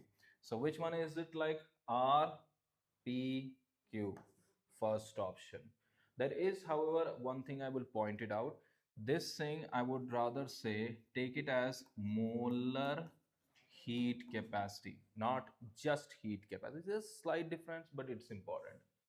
Moving on to the next thing. Next thing we have our favorite diode question. So what we got is a semiconductor, and what we got here is this AB is there, which is going to give you combine something. Then there is a CD. This is going to combine, give you something. And this thing right here is LED. It's a diode. It will only work in the forward bias, which means it will never work for 0, 0, 1, 1 or 1, 0. It will only and only work for if it is right here, it is going to be higher potential, this is going to be lower potential, so that the current will be flowing from higher to lower potential. Now if we want this thing to be 1, we want to get the total value here 0, and that is possible if these two are actually 1 1, which makes sense because it's basically A bar, then we got plus B bar, and then whole bar, which is basically saying A dot B. So if A and B both are 1 1, then the final result is going to be 1. Now here we want 0. Now 0 is only going to happen if the result of this OR gate is going to be 1, which means these two has to be 1 1. Let me just write the Boolean expression, which is going to be A plus, sorry, my mistake, C plus D bar. Now which one does look like 1 for all? It's the fourth option. And just like that, this question is also over. Now after this, we can finally say we are done with the physics questions. After that, we are going to start the analysis part. So let me tell you something about analysis. All the questions we have seen here, and in all the questions we've seen, like one particular, I mean, there were a few geometrical optics question, and we have seen one of them quite longer. I mean, it has so much calculation. If you can avoid those calculation, if you know the formula, if the formulas are ready, it's a piece of cake. It's called chocolate cake. But the thing is, if you don't know, basically you have to make that chocolate cake, which is kind of like a difficult on its own. So let's start with this analysis now. Here we got total 22 questions, which means just a little bit shy from the 25th questions. So how we do analysis, we actually first check how many questions are came from 11th and 12th, then check how were they in terms of a difficulty, and then we will talk about individual question as well. Just a summary. So starting with the how many questions came from 11th and 12th, we got here 1, 2, 3, 4, 5, 6, 7, and right there 8, 9.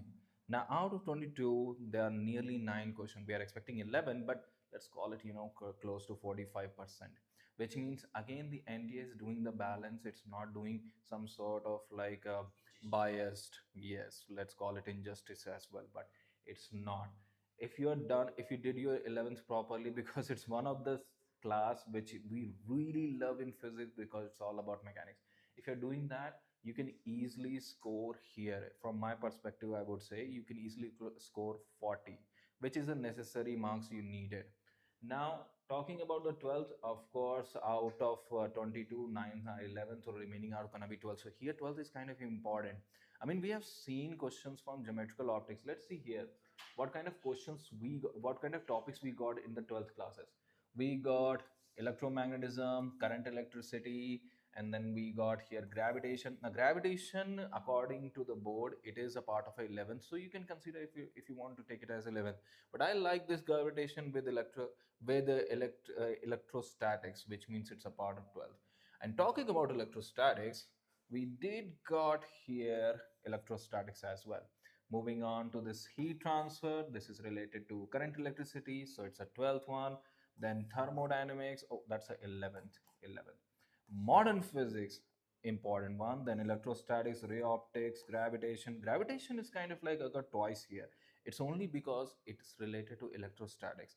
If you did that chapter, you don't have to do the gravitation chapter. It's basically the same thing, just skip that plus minus sign.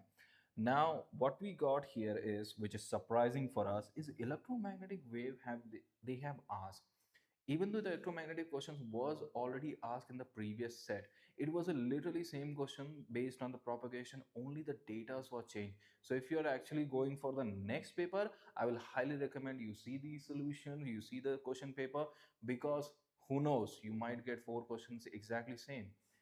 And then our ray optics and this semiconductor. Now ray optics here is asked twice. We saw that thing, it was easy, but it was calculated. So never underestimate this thing. If you're going to do the calculated question, make sure you take some time. Now that is regarding the 12th analysis. Just going to do a quick one for the 11th is, seriously, do the mechanics. There is no simple way of saying it. If you're going for 11th, do the mechanics, do this rigid body dynamics chapter. If you do, believe me, it is not gonna be a tension thing. It's gonna be way easier. So my perspective says, if you did 11th very well, you're really dedicated, you will get easily 40. But if you did the 12th slightly, paying attention to the formula, or at least made a short notes, you can easily score 60 plus marks here in physics. So that's all from the physics side, and now I will welcome ma'am for the chemistry portion.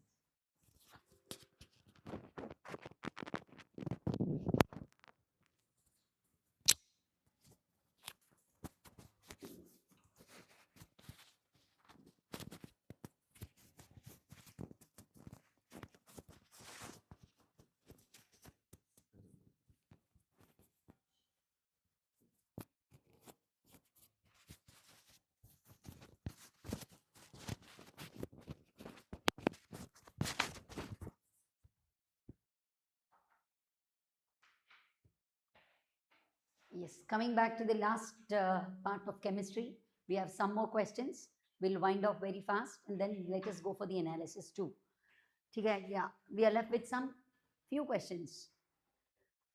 Here, this is a particular question which is pertaining to the D block because he says which of the following statement is correct.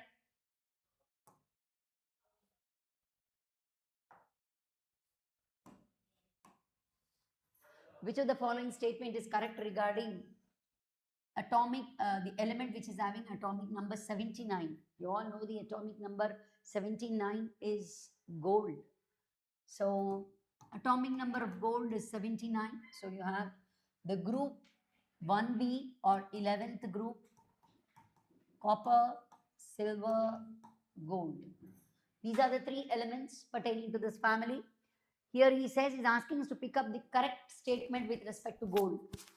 Its first ionization enthalpy is maximum. Definitely true.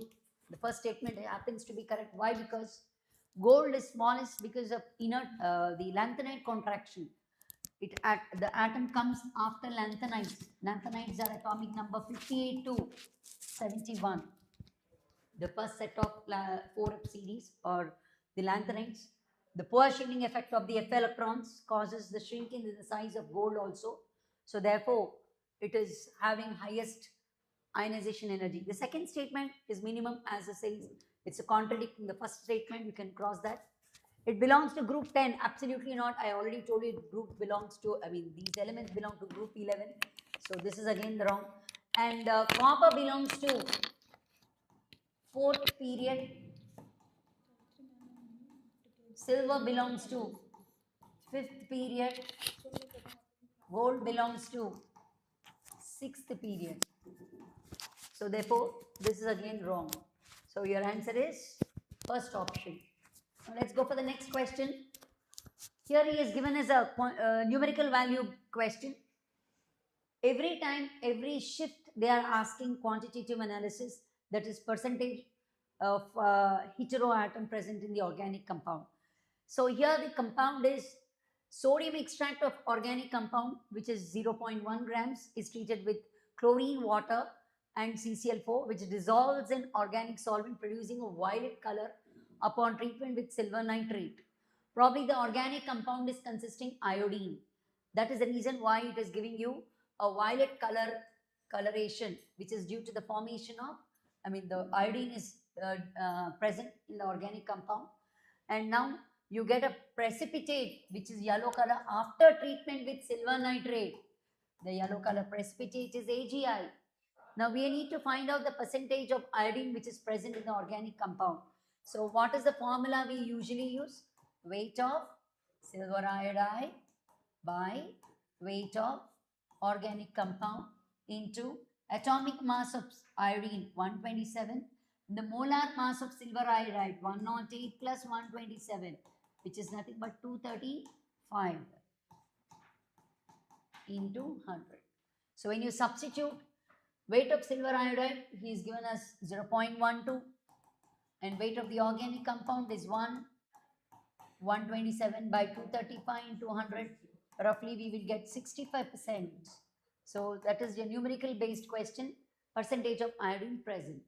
So let's go for the next question. This is simple formula substitution. The topic is quantitative analysis.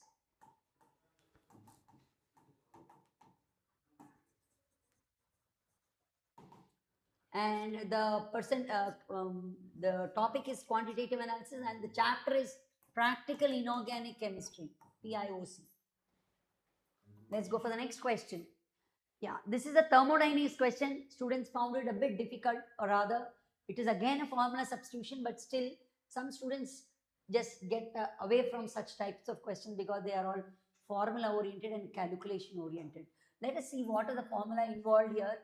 When he is asking us for the reaction given below, which is A2 giving rise to 2A, it is a dissociation reaction, and you are asked ln Kp, given the free energy of the reactants and the products.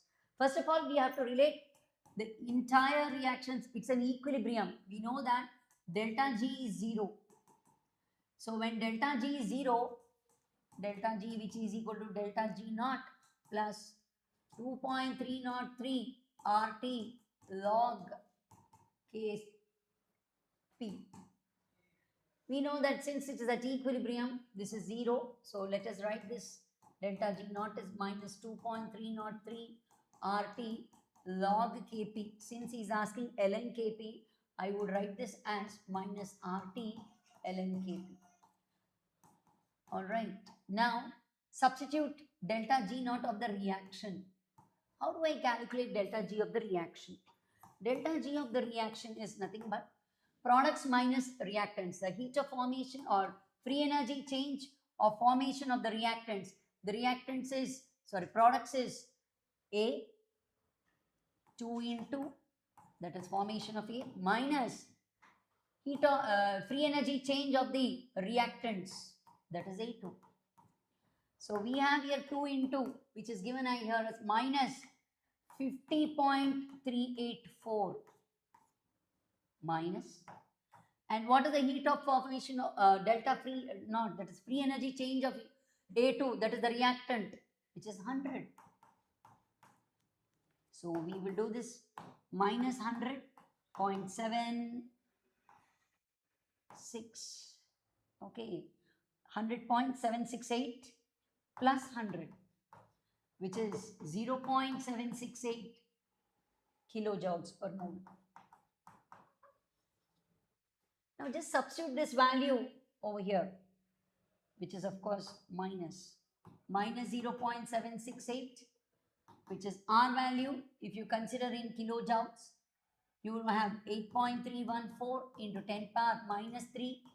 Temperature is given here as 25 degrees Celsius. Convert into Kelvin. We have 298 Kelvin ln Kp. So just solve this. Ln Kp is equal to minus 0.768. You can cancel this minus. So you will have plus 0.768 divided by 8.314 into 10 power minus 3 into 298. We get 0.31. Of course, small calculation is involved, but it's just a formula substitution. Let us consider this as a moderate one. This is coming from two concepts, namely chemical equilibrium and thermodynamical aspects in chemical equilibrium. So that is the chapter involved. Let's go forward. Next question. Now coming for again a numerical based question, here is asking the number of correct statements. So when he is asking you number of correct statements, it is coming under numerical based question. Here he is giving you organic based. Q has more charge on chlorine than P. What is the hybridization of carbon over here? It is an sp2 hybridized. Coming to this, it's a cyclohexane, so it's sp3 hybridized. So the electronegativity difference between these two will be definitely lesser compared to the sp3 carbon and chlorine. So first statement is absolutely wrong. Q has more dipole moment than P. Once again, the electronegativity difference itself will decide the polarity. So when polarity is lesser, how can Q have more dipole moment?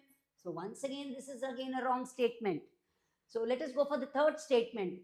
He is giving you in Q, the CCl bond has more double bond character. Definitely yes. Why? The reason is chlorine has lone pairs.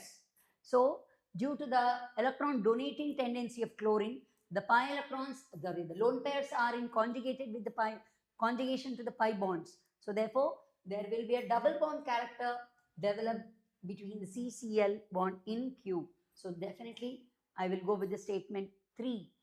In Q, Cl is attached to sp2 hybridized carbon, and in P, it is attached to sp3.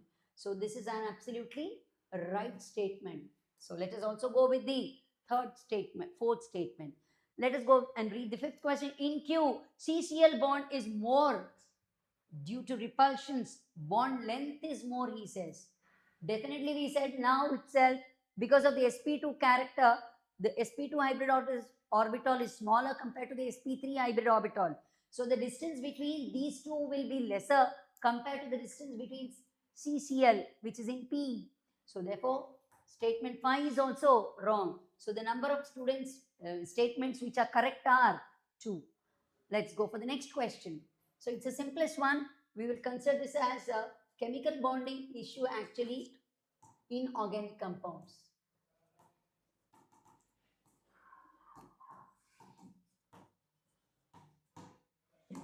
Next question. This is again a numerical based question. Integer form may section 2 may, we can categorize it to.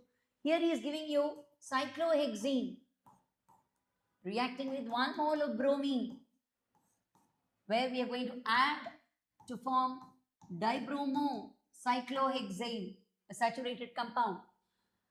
Because he says that the product Y has carbon and bromine in the ratio 3:1. How many carbons do we have here? 6 carbons. How many bromines we have here? 2 bromines. So definitely the ratio of atom is satisfying. So that means our product is correct. Now let us go to find out the percentage of bromine present in the organic compound. So total number of carbon atoms are 6. So to find out the molecular weight, 72 is the weight of carbon. 2 bromines, so molecular atomic mass of 2 bromine atoms is 160. And you have here 2 hydrogens. Just calculate the mass of the compound.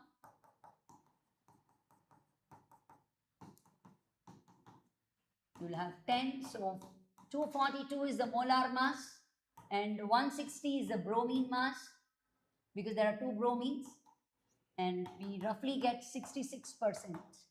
So that is the percentage composition of bromine which is present in the final product. So I think we are done with the questions which we have collected from the different students on their memory basis. Now Komal madam will discuss about the analysis of chemistry paper. Sure. Before going for the analysis, I must say Gayatri ma'am comes from the 30 plus years experience in this field. So, and she has a really accurate predictions every time. So this time also ma'am, for upcoming session, what your calculation says that what the students can expect from Yes. upcoming session. Here, because see, last 2 shifts yesterday and 2 shifts today morning shift, that is 3 shifts, we came to a conclusion that most of them are formula oriented. Physical chemistry was not in depth. They were only substituting the given data into the given formula and just calculations. And the calculations are also not into deep. And even the conceptual based question or the MCQs were all peripheral, and they are all asking 2 questions or 3 questions from the same chapter. Today, as we have seen here, 2 questions were asked in Henry's law. Can we have the slide again, please? Thank you. Yeah. Yeah. Here we can see that 2 questions have come from Henry's law that nobody expects, and they were all graph-based questions. No calculations were asked. So Komal, we can think that students can focus on graph-based questions even in chemical kinetics tomorrow. Yes. All right. Similarly, formal charge, a remote area in chemical bonding, nobody will expect that. So students will think that it is a difficult area, but as such, It is a very students who have easy a one. fundamental can happily go with the formal charge calculations. So it is not a big deal. And most of the D block are also asked on the basis of periodic properties. So periodic tables capacity or strength can help them to complete that particular question, though it is based on D block. And here the chemical bonding areas you can see, and most of the questions which were asked in organic were also similar pattern. So if the questions were appearing to be correct by the memory of the students can definitely do this paper very easily. So an average of 65 to 70 should not be a difficult task for a student for chemistry with today's paper. So I think, ma'am, according to this analysis, what we can expect that how many questions are easily doable out of 25? yes, you can see here we have already made a analysis over here. Magnetic properties in case of crystal field theory, that is coordination compound question. Every student practices in that area. So definitely it is of course medium case because they need to know the configurations. Secondly, we have reagents oriented. That was a different matching questions. That was a very easy pattern. So you can see 1, 2, 3, 4, 5, 6. All the organic questions were all easy level. They were not of conceptual, or they were not about into mechanism also. Just on the base of stabilities of intermediates, you can complete that. All right. So how many memory-based question we are expecting? every time 40 to 50% questions are purely memory based. So conceptual memory is also one more thing, not just ratifying the chemistry textbook. All right. They need to memorize the concept. So we have also considered that as a conceptual memory. So which students should do with respect to chemistry? Applying the given data and solving the numericals. So numericals are also were not that difficult. Of course, the maybe the remaining two which or three which we have left over, you almost completed 22. The remaining 3 questions we didn't know about those had been easier. Even then students must definitely score 80 plus. So I think I can bind up this for the students that they can go for the direct NCRT based questions. Absolutely. Okay, and we are not expecting any surprises in chemistry. Definitely not. Direct questions, Yes. expected questions we are having. Yes. One last question I want to ask you, ma'am. Resonance Hyderabad always have this revision program for the Yes. November and December. Yes. Is these questions are available on those focus Most of the DPPs? questions which we have dealt in the revision program were we are Directly able to there. see in the yes grant test papers are all clicking in the these 3 ships. We were surprised that most of the questions were as in then pick and drop. Just for the sake of values, all these questions we have practiced well and good. So in fact, coming ships also, if they just go through the PYQs of the earlier exams, they can do much better job in chemistry. So chemistry is not difficult, it is scoring. So try to see the PYQs. That is enough for your coming ships. Thank you so much, ma'am. This sounds to be so good for our students. Thank you very much for Thank your you, Kamal. analysis. And all the very best for the students who are looking forward for the upcoming session. All the very best. Hope Thank this you. helps you. Yes, all the best. Don't panic, be calm, stay calm, and have confidence in whatever you have prepared. Thank you.